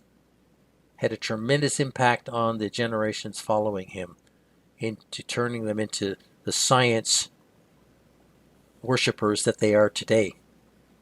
Crick stated, and I quote, "We find ourselves through no wish of our own on this slowly revolving planet in an obscure corner of a vast universe." Now, here's a scientist saying slowly revolving planet, when in fact the planet revolves, according to the evolutionary model, at the equator at 1,000 miles an hour. To me, that's not slowly revolving. So this is a very funny statement that this man is making. Slowly revolving planet in an obscure corner of a vast universe. I didn't know that the universe had corners. Excuse me. Very funny, obtuse statements that these people make. Do they know what they're actually saying? I don't think so. He goes on to say, "Our questioning intelligence will not let us live in cow-like content with our lot. We have a deep need to know why we are here. What is the world made of? More important, what are we made of? In the past, religion answered these questions, often in considerable detail. Now we know that almost all these answers are highly likely to be nonsense, having sprung from man's ignorance and his enormous capacity for self-deception." Boy, oh boy. Talk about self-deception. He goes on to say, "The simple fables of the religions of the world have come to seem like tales told to children. Even understood symbolically, they are often perverse, if not rather unpleasant. Humanists, then, live in a mysterious, exciting, and intellectually expanding world which once glimpsed makes the old worlds of the religion seem fake, cozy, and stale." Unquote. Wow. So he's replaced the truth of the scripture, which he calls deceptions, with his own myths of the mind, with his own deceptions, which he believes are truth. And this is what all people are doing, people. We can feel this man's contempt for all things biblical oozing out of his writing. Now, if we look in the slide, Crick said, "I do not respect Christian beliefs. I think they are ridiculous. If we could get rid of them, we could more easily get down to the serious problem of trying to find out what the world is all about." Yes. Unbelievable. Deception. Crick once joked, "Christianity may be okay between consenting adults in private, but should not be taught to young children." Wow. You see how they want to keep the truth from young children. And finally, in the slide, Crick referred to himself as a humanist, which he defined as the belief that human problems can and must be faced in terms of human moral and intellectual resources without invoking supernatural authority. He publicly called for humanism to replace religion as a guiding force for humanity, writing, "The human dilemma is hardly new." And of course, humanism is just another religion. Of course, these people don't see it that way. They think that humanism is scientific, and this is the deception. In slide number 13, we can see three pictures. On the left is a picture of James Watson and one of his quotes illustrating his ignorance and equating purpose in life to anticipating a good lunch. In the center is another picture of Watson in 2017. On the right is a picture of his book, The Double Helix, published in 1968. Now, Watson, like Crick, was an aggressive evolutionist and hater of God. These humanists weren't backward about expressing their true feelings of contempt toward Christianity in their writings. They still aren't. Now, here are some statements made by Watson over the years. And I quote, "I've seen no evidence of a God, so I'm not going to think about one. Being raised non-religious made you free. You could look at the evidence. unquote. It's amazing how he ignored all of creation, the evidence of creation, including himself as evidence of God's handiwork. Amazing willful blindness. He said, and I quote, "Every time you understand something, religion becomes less likely," unquote. He said, and I quote, "The luckiest thing that ever happened to me was that my father didn't believe in God," unquote. And that was actually probably the most unlucky thing that ever happened to him. He said, and I quote, "The biggest advantage to believing in God is you don't have to understand anything, no physics, no biology. I wanted to understand," unquote. It's amazing how believing in God somehow negates understanding anything. Some of the greatest thinkers have been nominal Christians, believers of some kind in the Bible. And these people have absolutely, totally dismissed these people. He said, and I quote, "One could not be a successful scientist without realizing that, in contrast to the popular conception supported by newspapers and mothers of scientists, a goodly number of scientists are not only narrow-minded and dull, but also just stupid," unquote. It's clear that Watson is a conceited and arrogant man and has shown considerable contempt toward even other scientists that he believes are below his rank. He and Crick believed that they were leading the charge in saving mankind with their science knowledge. They saw themselves as saviors of poor, ignorant humanity, helping it to evolve with their brilliant discoveries and inventions. And of course, it's all based in pride. They are a total reflection of their master, Satan, who's full of pride. He is the epitome of what pride is. Now, on slide number 14, we can see pictures of two books that promote man as the science god, going one better than God's 7 days of creation, with an 8th day with man as God. Both of these books had considerable influence, amongst many others, in swaying public thinking about the glories of science and its possibilities for the future of man. Excuse me. And it's interesting, this 8th day, is that the 8 days that is reflected in the Beatles song, 8 days a week? Did they read this book and put the 8th day into their song lyrics? I wonder. I wouldn't be surprised. Now, on slide number 15, we can see two electron microscope photos purporting to be that of DNA, but they look nothing like the double helix we've been coerced into believing is DNA. A 2012 article on the livescience.com website states, and I quote, 59 years after James Watson and Francis Crick deduced the double helix structure of DNA, a scientist in 2012 has captured the first direct photograph of the twisted ladder that props up life. Enzo Di Fabrizio, a physics professor at the Magna Grecia University in Catanzaro, Italy, snapped the picture using an electron microscope. Previously, scientists had only seen DNA structure indirectly. The double corkscrew form was first discovered using a technique called X-ray crystallography, in which a material shape is reconstructed based on how X-rays bounce after they collide with it. But with the use of more sensitive equipment and lower energy electrons, Di Fabrizio thinks that snapshots of individual double helices will soon be possible, reports New Scientist. Unquote. Well, I do not see the double helix shape in either of these two photos. that this is a total fraud.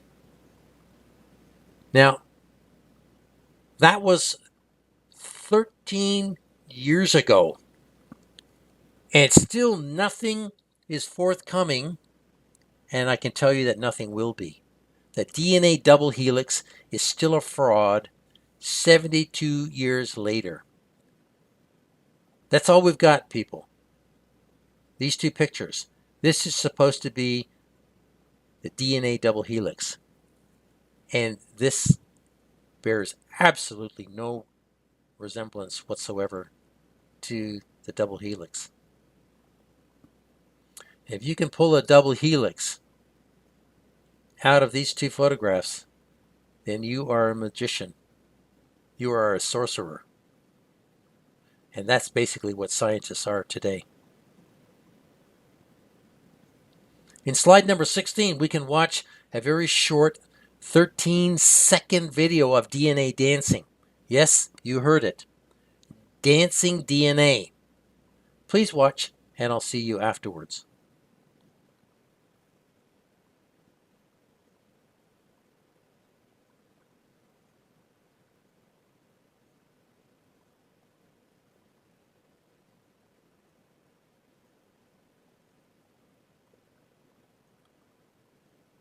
Absolutely amazing. Now, this was posted on the University of York YouTube channel, February 18th, 2021. And this was in the caption underneath the video.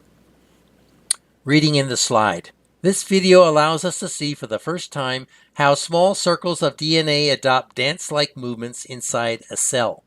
It's a result of a collaborative project involving our researchers and colleagues from the universities of Sheffield and Leeds. Images combined with supercomputer simulations have made it possible to see the position of every single atom in the DNA and how it twists and writhes. Being able to observe DNA in such detail could help to accelerate the development of new gene therapies. Well, where did this come from? There are no pictures of DNA. This is another attempt to convince people that this is DNA moving. I'm going to just click on the video one more time. Oops. And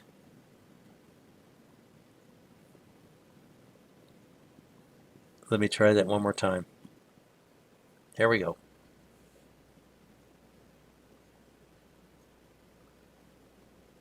Now, if you think that this is real DNA, then you've got a problem, because that is total CGI. There are no pictures of DNA. Real photos. There are none. This is a lie. This is a hoax. And this is the insanity that we're being asked to believe from science authorities. It is clear that it is all CGI and that it is fake. It is difficult for me to even comprehend this kind of claim from a higher education authority, especially when no one has ever seen the DNA double helix form. Jesuit education has come to a dead end, people. It's also clear that people feel they can say almost anything and expect people to believe them. Total lies and deception. Now in slide number 17, we can see a picture of what are called DNA mini circles. Is this the same thing that was in dancing in the previous video? I believe so. Now, fake is written all over this compilation of pictures. An article titled Highest Resolution Images of DNA Ever Reveal How It Dances, from the iflsciences.com website posted. Yes, it's the same thing, see? And this is what it says here. And I quote in this article, "Our understanding of the behavior and structure of DNA has just taken a massive leap forwards. thanks to new high-resolution images that reveal how the molecule writhes, wriggles, and squirms in order to squeeze itself into cell nuclei. Appearing in the journal Nature Communications, the incredible new images allowed researchers to observe individual atoms within a DNA molecule, tracking their movement as they perform their contortionist dance. Most people are familiar with the iconic double helix structure of DNA, yet this neat static image doesn't accurately reflect the complex shapes that the molecule adopts in real life. In order to cram itself into the nucleus of a cell, our genetic material must twist and coil around itself, a process known as supercoiling. Doing so allows for a staggering 2 meters or 6.6 feet of DNA to pack itself into every cell in the human body. The new images reveal that DNA is much more dynamic than previously thought and is constantly dancing in order to form an ever-changing array of diverse shapes. According to the study authors, the more unusual shapes a molecule adopts, the more opportunities it has to bind with other substrates, thereby increasing its capacity to carry out its various functions. To produce the images, the team used a combination of atomic force microscopy and molecular dynamics simulations. While previous microscopic techniques have only managed to generate static images of DNA, this new approach allowed the researchers to create dynamic sequences that reveal the molecule's twisting motions. For this study, the authors looked specifically at DNA mini-circles, which are joined at the ends in order to form a loop. The samples they observed were engineered and isolated from bacteria, but have previously been found to occur naturally in cells. Unquote. Boy, oh boy, oh boy. The science establishment is using the same tricks as they do with viruses and the fake CG images of variants to keep the story constantly in front of people's eyes and to keep the false virus narrative alive. We have never seen a real photo of a virus because there are none, just as there are none of the DNA double helix. This is all smoke and mirrors. This is all DNA theater. DNA drama. It's all false, people.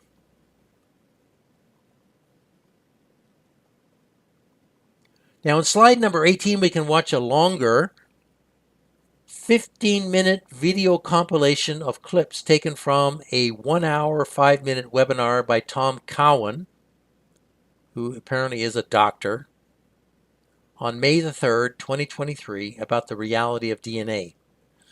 This shorter compilation of that longer video is an important video.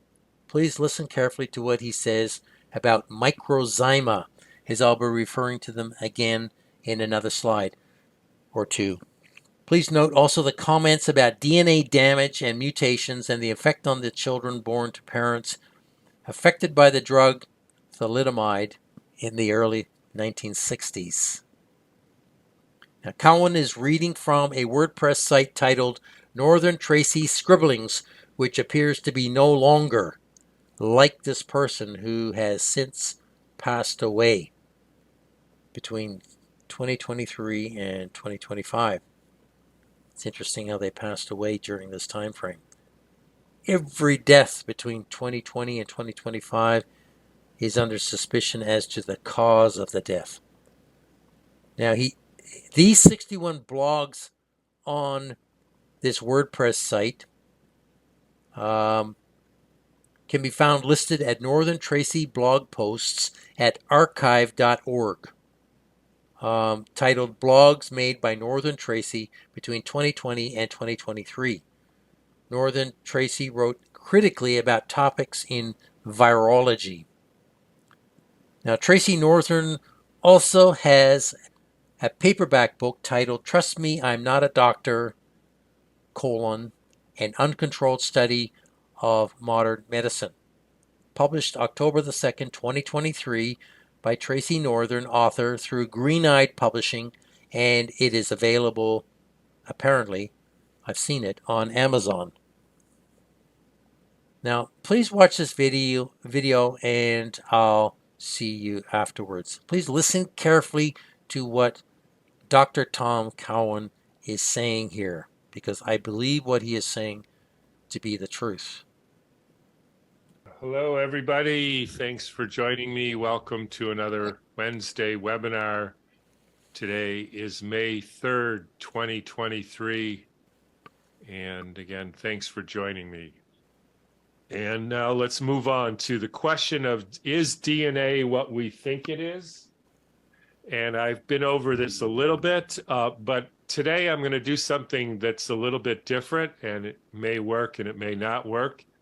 But recently I was sent an article that was written on a website called Northern Tracy, Tracey. And I've looked a fair amount through the website, and I would say there are what I would call brilliant articles. And in fact, one of the most brilliant is the article that I'm going to mostly read, just because I think it's so important the way this person framed the questions and framed the responses. And so I'm going to go through the article, because I think everybody really needs to hear this. I hope everybody goes to the Northern Tracy website, and I don't even know the URL, I think you call it. And I'm just going to give a few comments, and I hope that works. It may be a little boring, but it's a fascinating article. It's a great way to take a look at this subject. They bring up a lot of questions. And just to say, I don't know who this person is. They say they're not a medical doctor, they're not a scientist, but they're a person who knows how to think, which is what it seems like to me. And frankly, I don't care if they're a medical doctor or a scientist. I care about the quality of their writing and their thinking and their questioning. And it's all about asking the right questions. And as you'll hopefully see, this was a brilliant description of how to ask the right questions and how to think about this subject. So again, I hope everybody checks it out, and I'm going to just go through this and see what we can find out.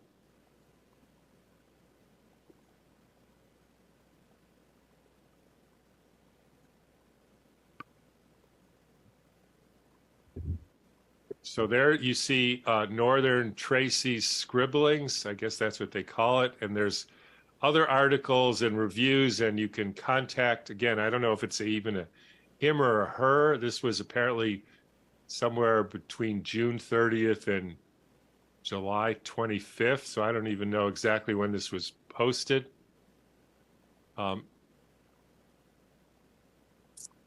But let's just read it as we go and see what we can find out. None of it can be believed, because the fantastical story they have concocted goes against everything we see in nature, which is always simple and perfectly sensible. Hillman tried to stop this nonsensical storyline in the 70s, providing evidence that our model of the cell was completely incorrect, and used an old proverb as the intro in his book. Okay, let's skip down a little bit.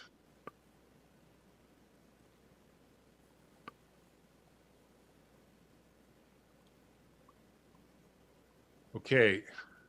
In science labs working on genetics, the only biological ingredients they're using are bacteria and fungi.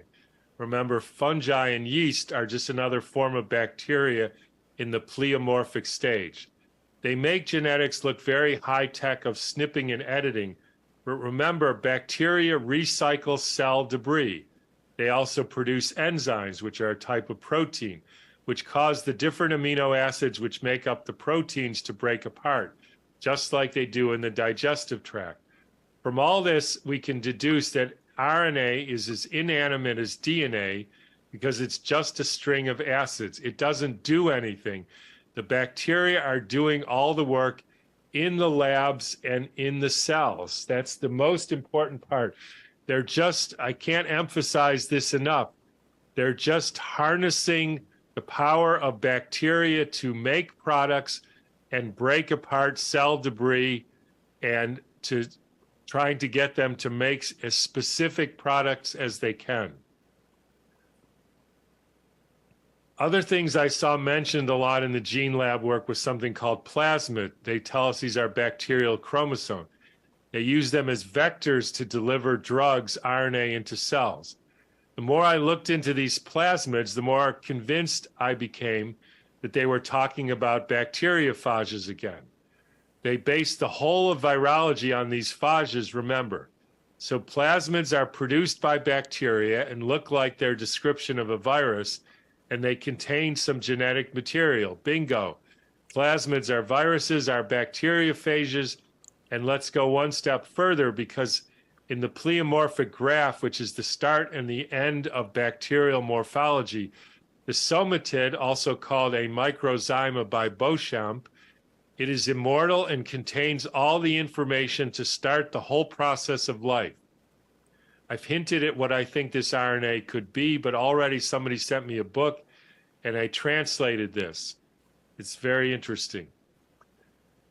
Bacteria are remarkable machine tools intended to dismantle old and sick cells. Cancers are scaffolds used to repair certain tissue injuries.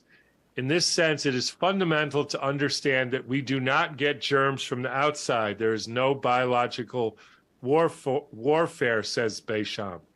In an alkaline environment, microsomes assemble and manufacture bacteria. But if, on the contrary, the environment of the body returns to a neutral pH, the bacteria disassembles and the microzymes recover, moving freely. Thus, depending on the bioelectric constants, temperature, presence or lack of oxygen, and nutritional substances in the living environment, microzymes communicate with each other to form a certain germ, mycelium, a mycobacteria that will be capable of fulfilling a certain mission. That line says everything we need to know, which is we have these immortal primordial forms called microzyma, or here called microzymes, and depending on the conditions, they form different bacteria, they form different fungi, they do certain activities in the body, they dismantle old cells, cancer, they repair injuries, and they also have a metabolism which makes proteins, and that's what the entire genetic technology is basically harnessing, these essentially sick, distorted, chemically treated microzyma to make certain things that they want. They don't become serious unless important nutrients are missing. For example, in the case of tetanus, microzymas build tetanic bacilli in deep muscle injuries caused by wounds or burns in an anaerobic environment. Their mission is to evacuate damaged cells and rebuild new tissue. But this work requires energy and generates waste. In the absence of vitamin C, these wastes can become toxic and trigger the famous spasms of tetanus. That's a brilliant description of how disease comes about. It's been shown on several occasions that IV injections of magnesium chloride stops the spasm half an hour, or injection of vitamin C brings healing in 2 or 3 minutes. Microsomas are absolutely remarkable considering they can transform into other living matter. They are complementary to each other, autonomous, specific, intelligent, and responsible. They always do what's best for the body. This is a very different view of biology and health and illness than the normal way. But for this, we need to provide them with the elements indispensable to their lives and their functioning: air, food, vitamin C, etc. Microlyses, for instance, E. coli, are capable of reproducing at very high speed in large numbers. They are not invaders or war aggressors. They feed and metabolize certain substances through a digestive mechanism. They need sugars, proteins, fatty materials, trace elements. They are living entities. They dismantle and remove waste. These entities made by microzymes can be dismantled to atomic chemical levels again. So when we were done using them, or when they're done doing their intelligent processes and cleanup devices, they get dismantled down to their constituent elements and back down into their primordial microzyma to be used again for the next injury or imbalance. They are almost eternal except for brutal destruction, soaking in formaldehyde. They can go into hibernation, partially dehydrated. Thus, microzymes were discovered in fossils 12 million years ago. They're specific to each individual and likely responsible for the transmission of hereditary characters. So there we have a new theory of how you look like your father and how they can actually assay for these microzymes and find out if you're related. Somehow they're assaying for either the microzymes or products, etc. So I'm about out of time here. I just want to finish with one thing,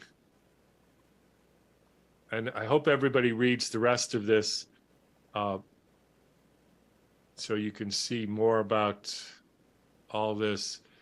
The only other thing I wanted to say, and I don't know if I can find it here, is one of the things that was so striking to me is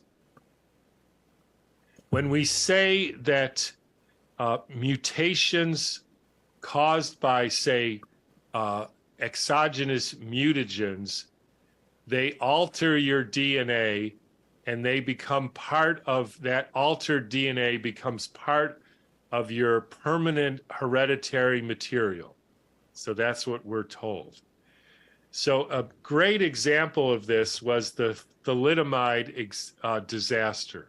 So probably, I'm not sure the date, somewhere 50s or 60s maybe, a whole lot of pregnant women were given a nausea drug called thalidomide, and they ended up with having children with very specific so-called birth defects.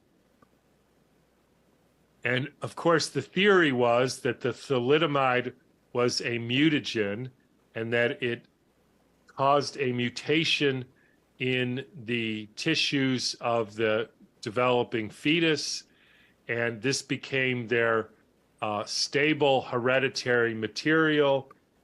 And that's this stable hereditary material had an abnormal expression, which is the phenotype, the abnormality that we see in these children. But the interesting thing about that story is those children with their altered genetic material were able to have perfectly normal children who apparently didn't pass that stable mutation down to their own children, which certainly seems to suggest that this was not because of a stable mutation, which then gets into the whole question of are the mutations the engine of evolution, which I doubt.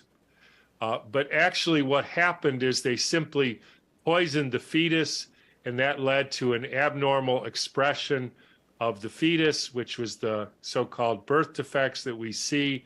There was nothing inherited about this. There was no stable change in anybody's DNA. It doesn't work like that. It's simply poisoning, starving, and recycling. And as you can see, and I hope everybody again reads the rest of this, that is the story of so-called modern technology genetics. And it's far less sophisticated and scary than we think. It's just good old-fashioned using the components of life, which are these sort of immortal forms, which Béchamp he essentially found, and many other people have found over 100 years ago. And they're simply using the characteristics of these to create products to poison us even further. And that's something that's easily understandable and therefore can be stopped, understood, and is far less scary than the stable hereditary changes that we're all led to believe. Okay, again, I hope everybody reads the rest of this, check out their website, support their work, and I will see you next week.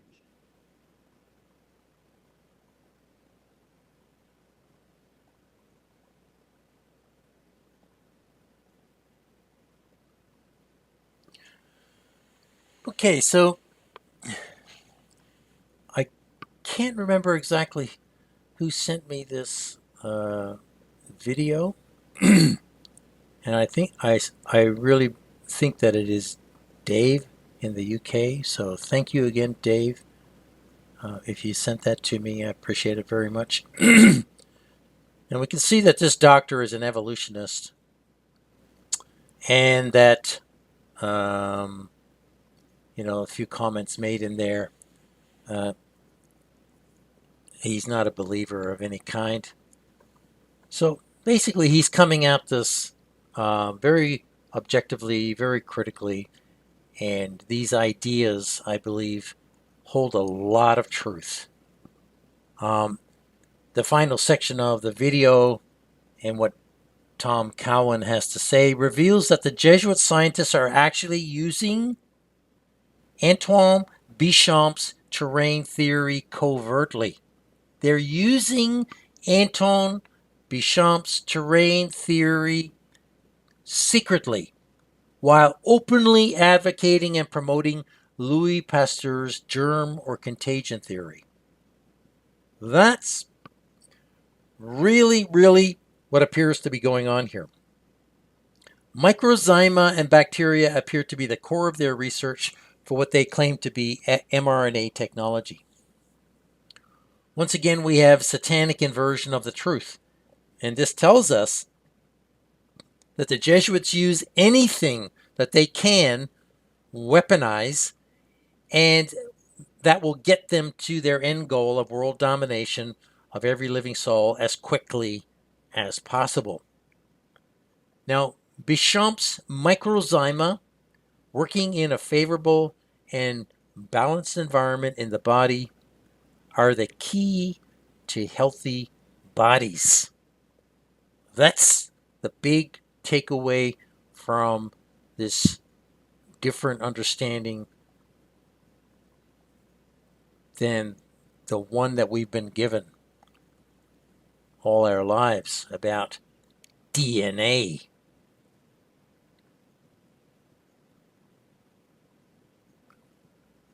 Now in slide number 19, we can see 6 different pictures of the letter S embedded in symbology and culture. On the far left is an illustration of the Greek god Hermes holding his caduceus staff with intertwined snakes. At the top is another picture of the caduceus with intertwined snakes forming the twisted DNA double helix structure. At the bottom center is an Indian movie titled Snakes and Ladders, which references the board game Snakes and Ladders, which I played when I was younger, and probably many people are still playing today. At the top right, we can see the Ouroboros snake eating its tail, infinity loop forming a double S. Below that, we can see a chart at the right showing 40 variations of the S or snake hidden in a hexagon. And then finally, we can see an ing rune showing a double S or snake in the character. It's all packed in there. The double curved S and snake of the DNA symbol. So basically, S becomes the snake, becomes the hexagon, becomes Ingas, the god, becomes the double helix, or something like that. And all hidden right there in plain sight. And you'll see these symbols all over the place if you look carefully. They've been implanted in advertising, art, artwork everywhere.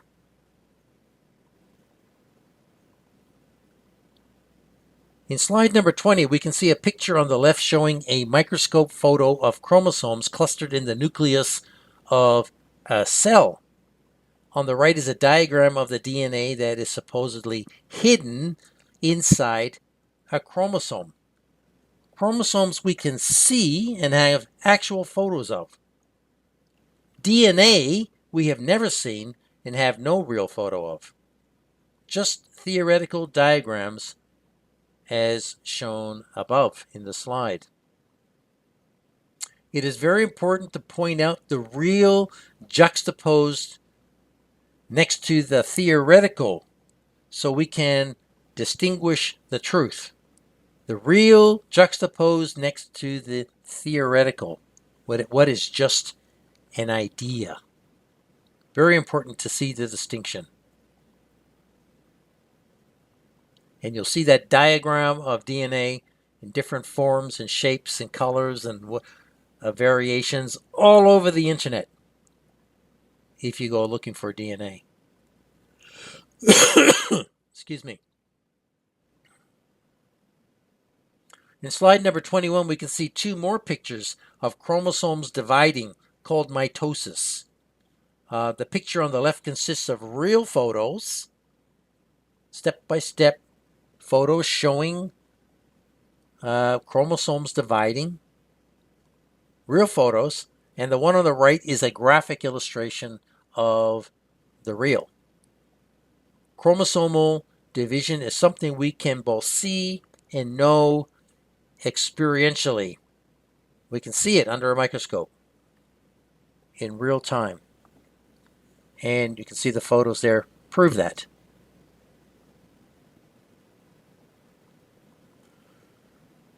In slide number 22, we can see another photo of chromosomes in a cell nucleus. We can also always see chromosomes, but we have never seen DNA. Now, reading in the slide, chromosomes are thread-like structures located inside the nucleus of a cell's DNA that contain genes, which are the units of heredity. That appears to be upside down. The DNA is supposed to be inside the chromosome. So in humans, each cell typically has 46 chromosomes arranged in 23 pairs. The sex chromosomes X and Y determine a person's sex, with females having 2 X chromosomes and males having 1 X and 1 Y. Now, the term chromosome originates from the ancient Greek words chroma, which means color, and soma, which means body.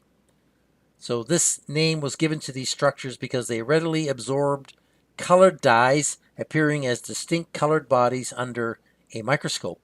The term chromosome was coined by Heinrich Wilhelm Waldeyer in 1888. You see that it's all happening at the end of the 19th century.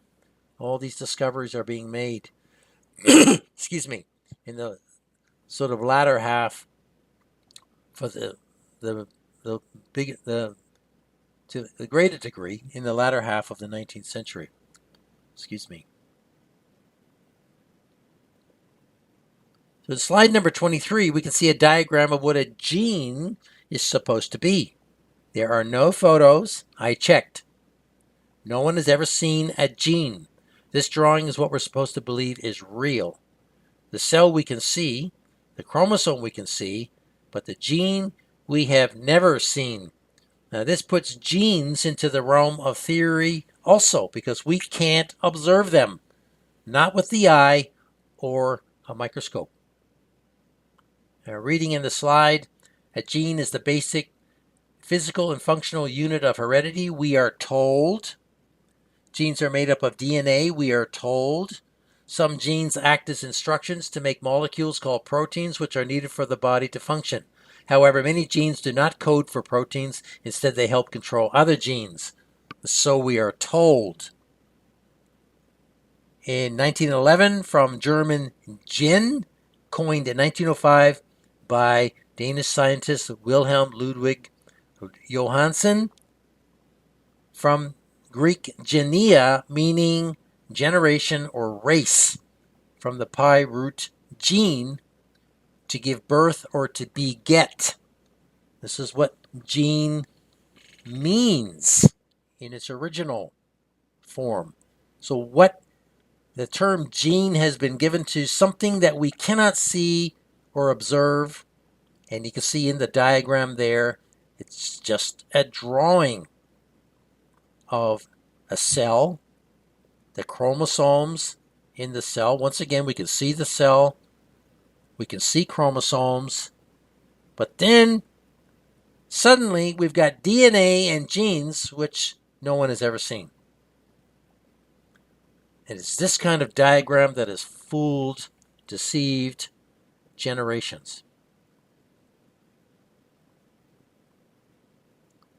Now in slide number 24, we can see a picture showing the chemical process called electrophoresis.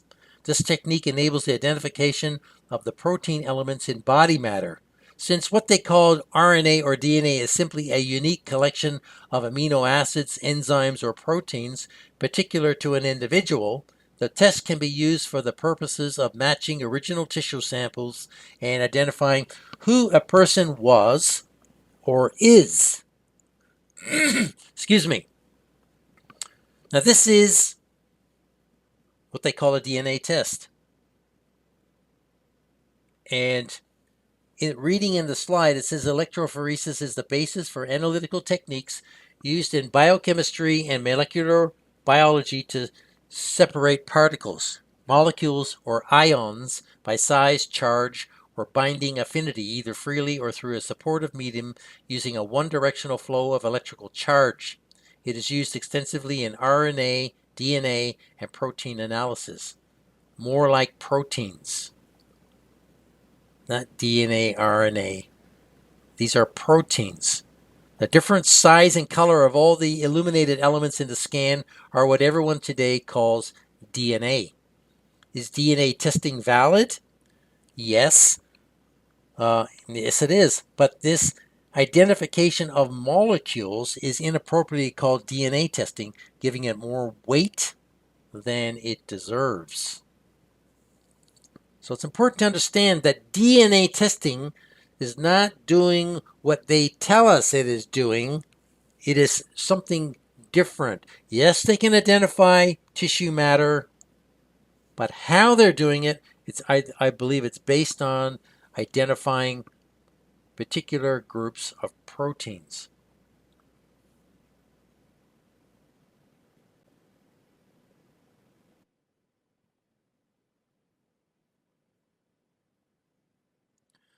Okay, so in slide number 25, we could see what happens when people accept and believe what the Jesuit science cabal puts into the mainstream as true, when in fact it is theory.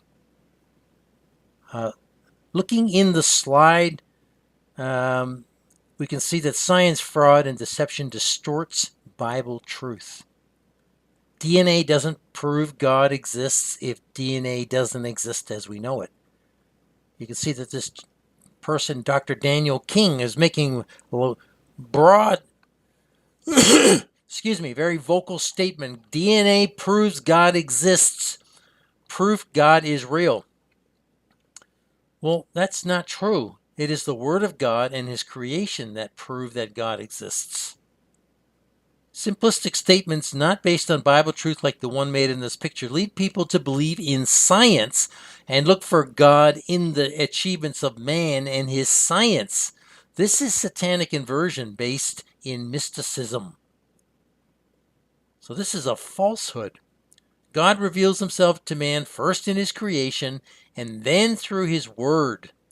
Romans chapter 1 verse 20 and 2 Peter chapter 1 verse 19 state this clearly. And this man, like so many, trusts in what science says and so has made a deceptive statement. DNA does not prove that God exists. This man did not do his research and now is leading many people into the science deception. It is faith in God through what we see in his creation and what we read in his word that proves that God exists. So this is all upside down.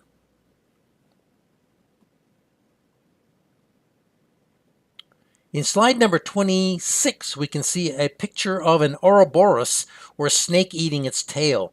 That is essentially what happens when we assume things to be true or false with evidence or proof. Assumptions are very dangerous and lead to deception. We are never to assume anything.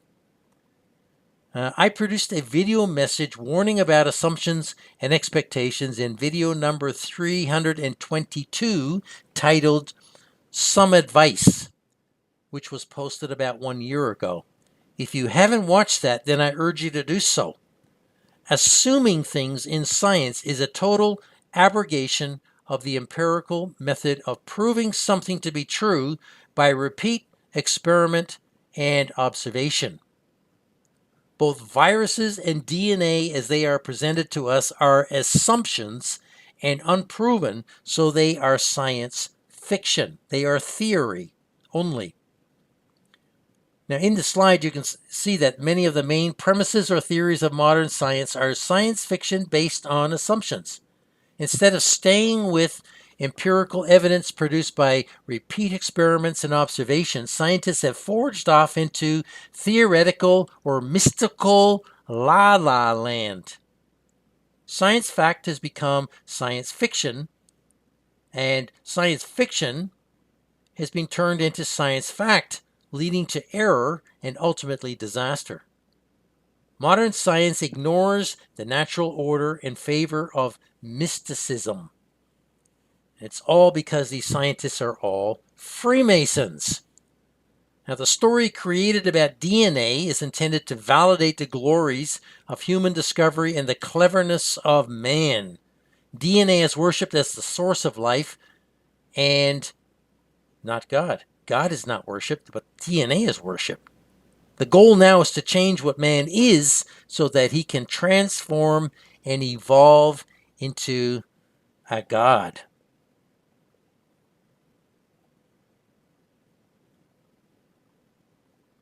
In slide number 27, we can see a picture of a small section from the Human Genome Project, which is a collection of 19 to 20,000 proteins.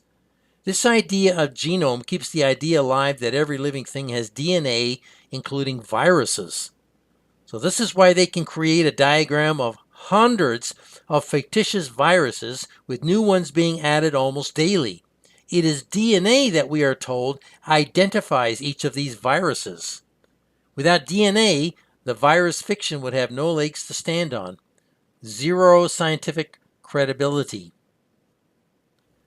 And reading in the slide, we can see that in June 2000, scientists announced the first draft of the human genome sequence had been completed. Generating the sequence was a technical feat, one that allowed scientists to begin reading humanity's genetic blueprint. But apparently it was still missing about 8% of the genome. Now, in 2021, an international consortium of about 100 scientists, dubbed the Telomere to Telomere, or T2T consortium, say they finally assembled the human genome in its entirety. Are these genes or just a collection of proteins? What is it? What is this picture that we are looking at? What is it? Everything has been given an alphabetical character. But what are these? Where do they come from? How did they do this? These are big questions, see? And, of course, the explanation they're going to give us is going to be some story. What is the human genome, actually? That's the big question. What does it consist of? In slide number 28, we can see once again the diagram that is now in every science biology textbook, explaining how DNA reproduces itself and is deceiving the next generation. Everyone believes the story or narrative to be true.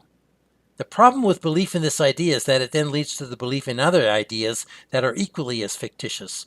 That is where the true danger lies. That is how deception and lies propagate. The idea of DNA as a factory manufacturing more DNA is a false end-time doctrine, one of many that both Jesus and Paul warned us about. If we believe this story, then it is also easy to believe that the science high priests can manipulate and change what we are, but can they do this? That is the big question. Nevertheless, if people believe in this, they can believe in injections, and that injections are the answer. Personally, I think they can manipulate. Let's say if we believe this story. Yeah, personally, I think they can manipulate and change what we are, but not according to what we have been told. It appears that the process of heredity can be altered in cells by the chemical agents produced by toxic microzyma. It is chemical poisoning that alters our genetic makeup and not the manipulation of programmed mRNA on DNA.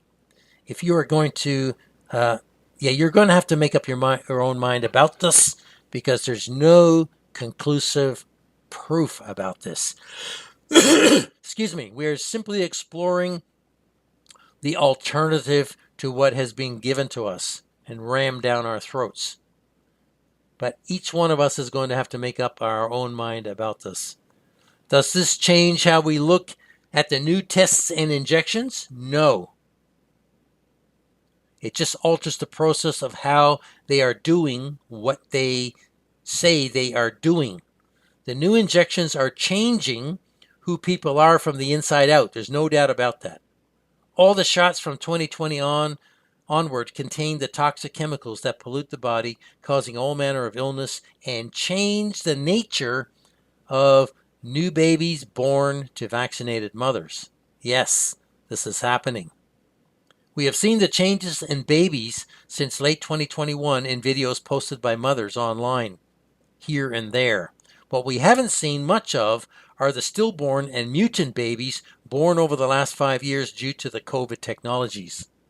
Mothers are not sharing this tragic reality with the world, but we know from eyewitness accounts from nurses that this has been and still is happening.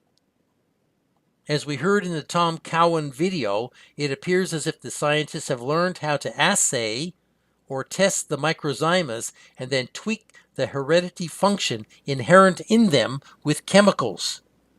This is what makes the injections dangerous, not the so-called synthetic programmable mRNA story that we've been told.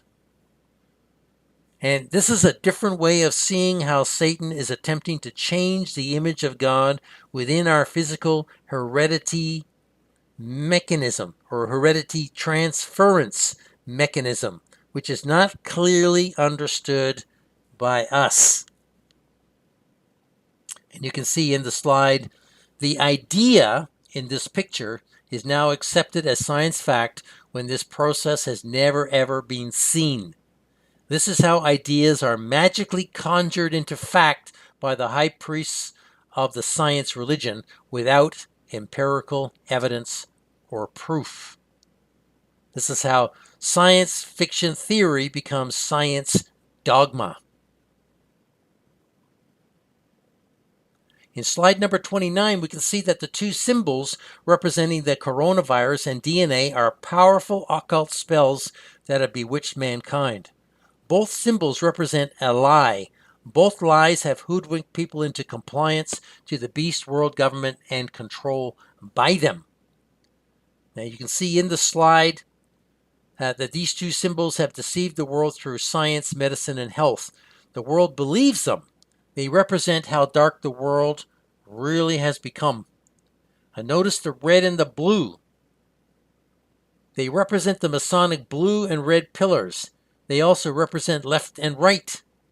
They represent also Gnostic duality of good and evil and the pure and the corrupt. And you'll see this fake coronavirus image and the fake DNA image presented in many photos as either blue or red or both.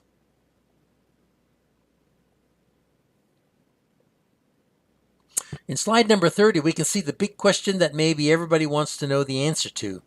Do the Jesuits know the truth about this? Yes, they do, but they aren't going to tell us.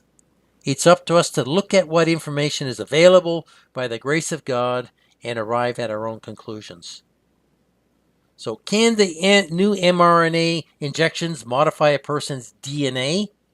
Number one, we were told in 2020 by health experts that pre-programmed synthetic mRNA technology, once injected into people, could enter cells and reprogram the DNA to produce modified DNA that could then perform specific functions on demand to maintain or eliminate a health problem. Number two, we were told that synthetic mRNA was essentially an operating system, or OS, that could essentially invade a cell undetected and then hijack normal DNA replication.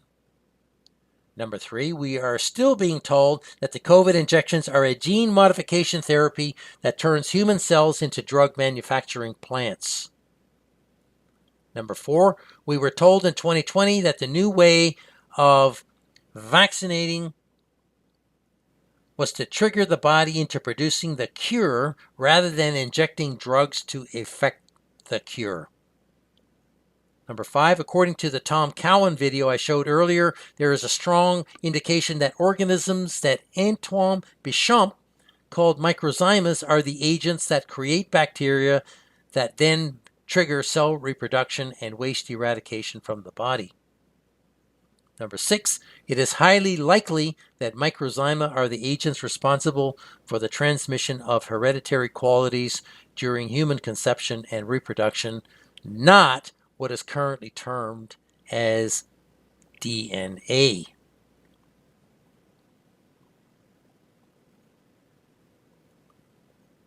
Now finally, in slide number 31, we can come to a few conclusions about the truth of DNA as it has been presented to us by so-called world science authorities.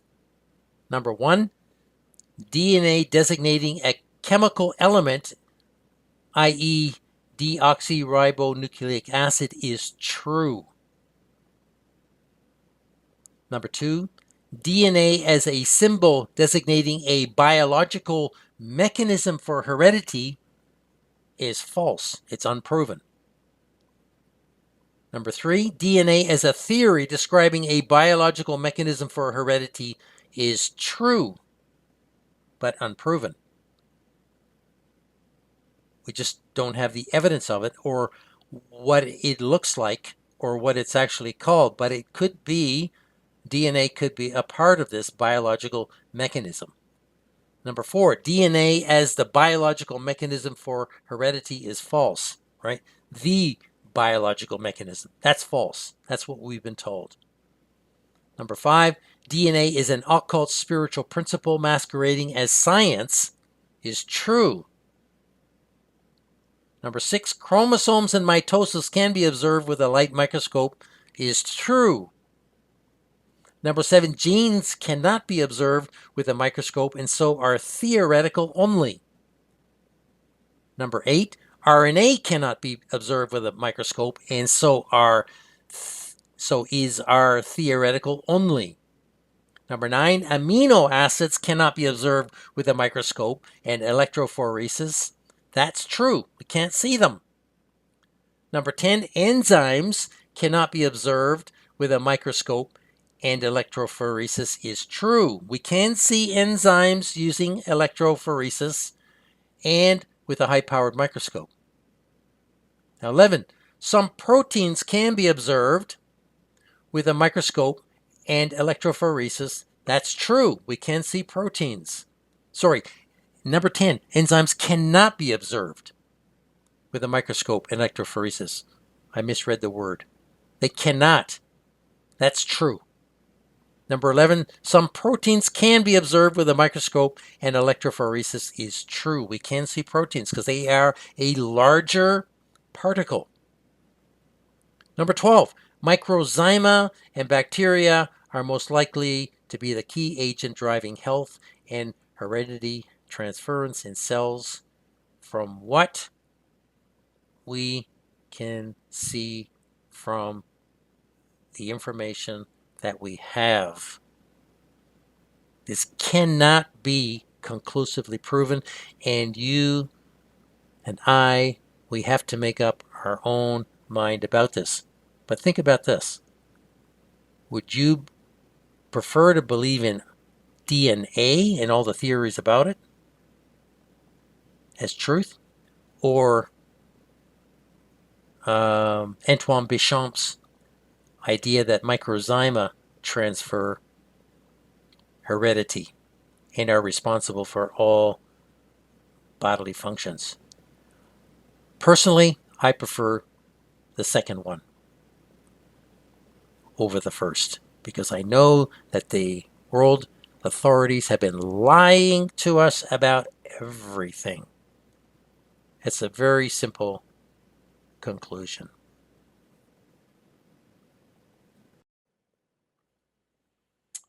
Once again, I hope that this presentation helped you understand more about what this great darkness is. The lies we have been told about everything are endless. Everything must be re-examined in the light of God's Word and history to check and see if it is so. This requires a lot of time and effort on our part as believers. I have tried to make your task easier by bringing the information together in one place where it can be heard and assessed by all. I avoided talking about all the details of DNA and mRNA and all the claims made about transcription and translation, which I don't believe are necessary. The big revelation from this study, in my opinion, is that heredity and body functions, but particularly heredity, is not transferred to a new baby by way of a mysterious unseen mechanism we are told is called DNA. The study of children born to parents who were victims of the drug thalidomide between 1957 and 1961 in Europe showed that the mutations in their parents were not passed on, and the children were born perfectly normal. Now, how do we explain this? It is clear that the mechanism for heredity may be the microzyma organisms, which may be altered or affected by certain elements. And how does this work? We don't know. Are the microzyma the secret repository of the image of God in man? I am beginning to strongly believe so. And I believe that the Jesuits know this also. What we learned from studying the claims made about DNA is that the science claims of what DNA is and what it does and what it doesn't, or what it isn't, don't make sense. They just don't. The question we need to ask is this: if the Jesuits have lied to us about space and about viruses, about vaccines, why would they tell us the truth about DNA? They have lied about so many things that it just makes sense that they would also lie about DNA. It turns out that they have, essentially. The science authorities have invented a fantastic, complex story about genetics to blind people to the science and what it means, when in fact the truth is much more simple. Even Tom Cowan, evolutionist, stated that. And just like the lie of contagion, the lie about DNA separates people from understanding the truth about health and the wonders of God's creation. We are truly, wonderfully, and fearfully made. And David said in Psalm 139, verses 13 to 16, he said this: "For you have possessed my reins, you have covered me in my mother's womb. I will praise you, for I am fearfully and wonderfully made. Marvelous are your works, and that my soul knows right well. My substance was not hid from you when I was made in secret and curiously wrought or made in the lowest parts of the earth.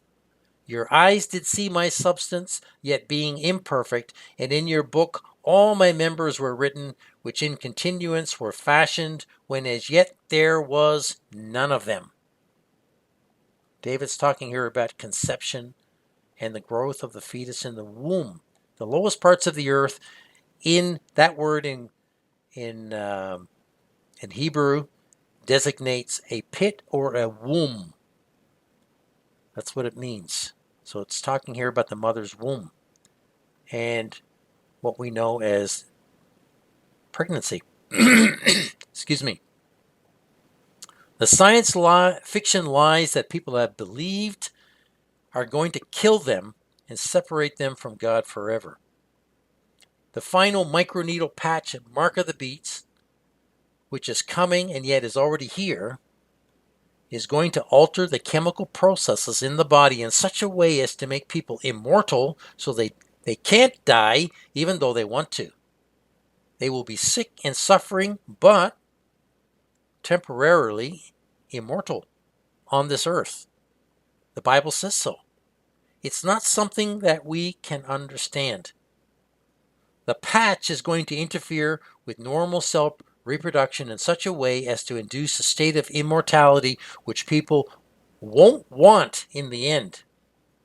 Somehow the patch is going to trigger chemical production in the microzyma and bacteria in the body to go into longevity mode.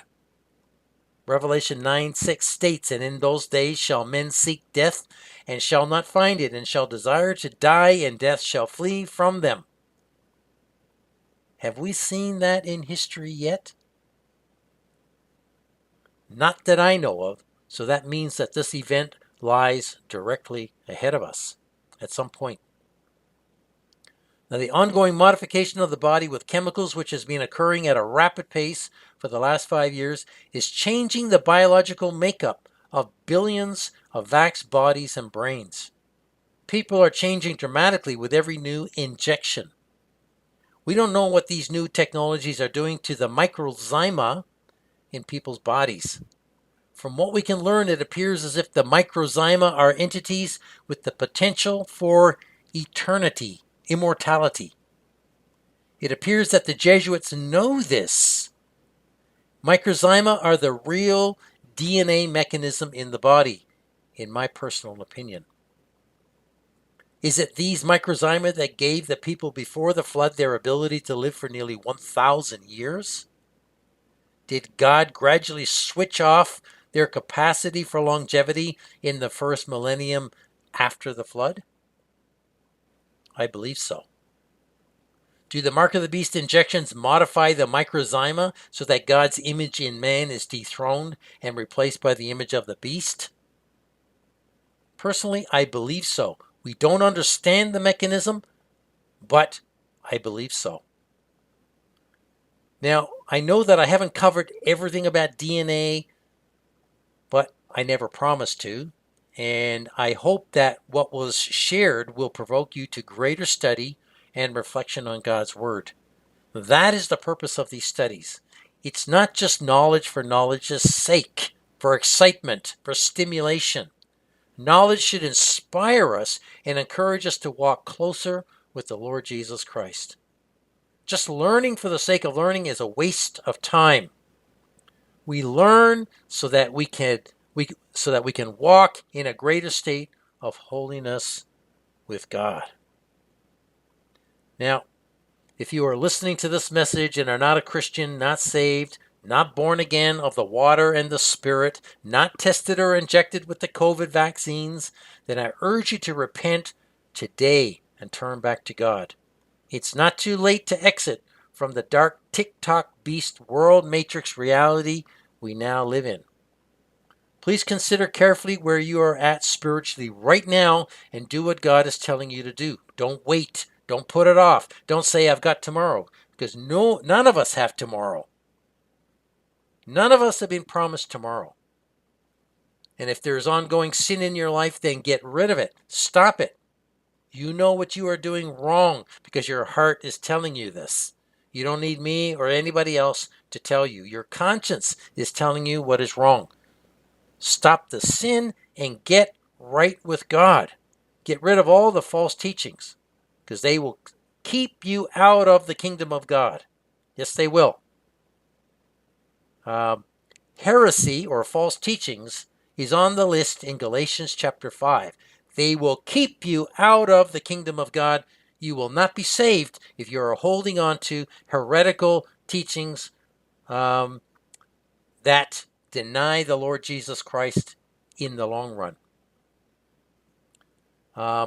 Think very, very carefully about where you're at and assess yourself very carefully. We only have one opportunity to get things right with God before we die. After that, that's it. We are trapped in the state in which we died, either saved or unsaved. Thank you for taking the time to listen, and I pray that God will continue to open your eyes as you search for the truth on all things regarding the will of God for your life. I'll put all pertinent links in the description box below as I'm able. Please share this information with others as you are able while there's time, so that many, maybe some, might be awakened to the reality of this evil world system, and they have an opportunity to repent. Go to darknessisfalling.com, use my website, use the facilities that are there, download the videos from there. You can download PDF files of books that are out of print. There's lots of documents there on the URL and PDF page. And there's many, many pages of information, of videos and documents and writing that will help you in your walk with God to get closer and closer to the whole truth, not part truth. As I've been saying in previous videos, I may suddenly be unable to post any more videos, and who knows, this can always be my last message. All Truth Online is going to go, folks, so get ready for it. It can happen at any time as we go forward. My website, my video channels are not going to be there forever. At some point, they're going to be terminated. I know this. They are only tolerating truth now because they have to. It's part of the deal that Satan has with God. So whatever you need to download and record, please do it as soon as you can before things go awry and before we are prevented from getting online, because we need identification, a mark, passwords just to get online. That's coming, folks. They're already talking about it, and we can see this being implemented in different ways with increasing numbers of passwords and 2 or 3 step identification. So please pay attention. The time is short. Do what you have to do while you have time and the opportunity. I pray that God will keep and bless you all in the perilous days that lie directly ahead of us, and I hope to see you in another video message. God bless you.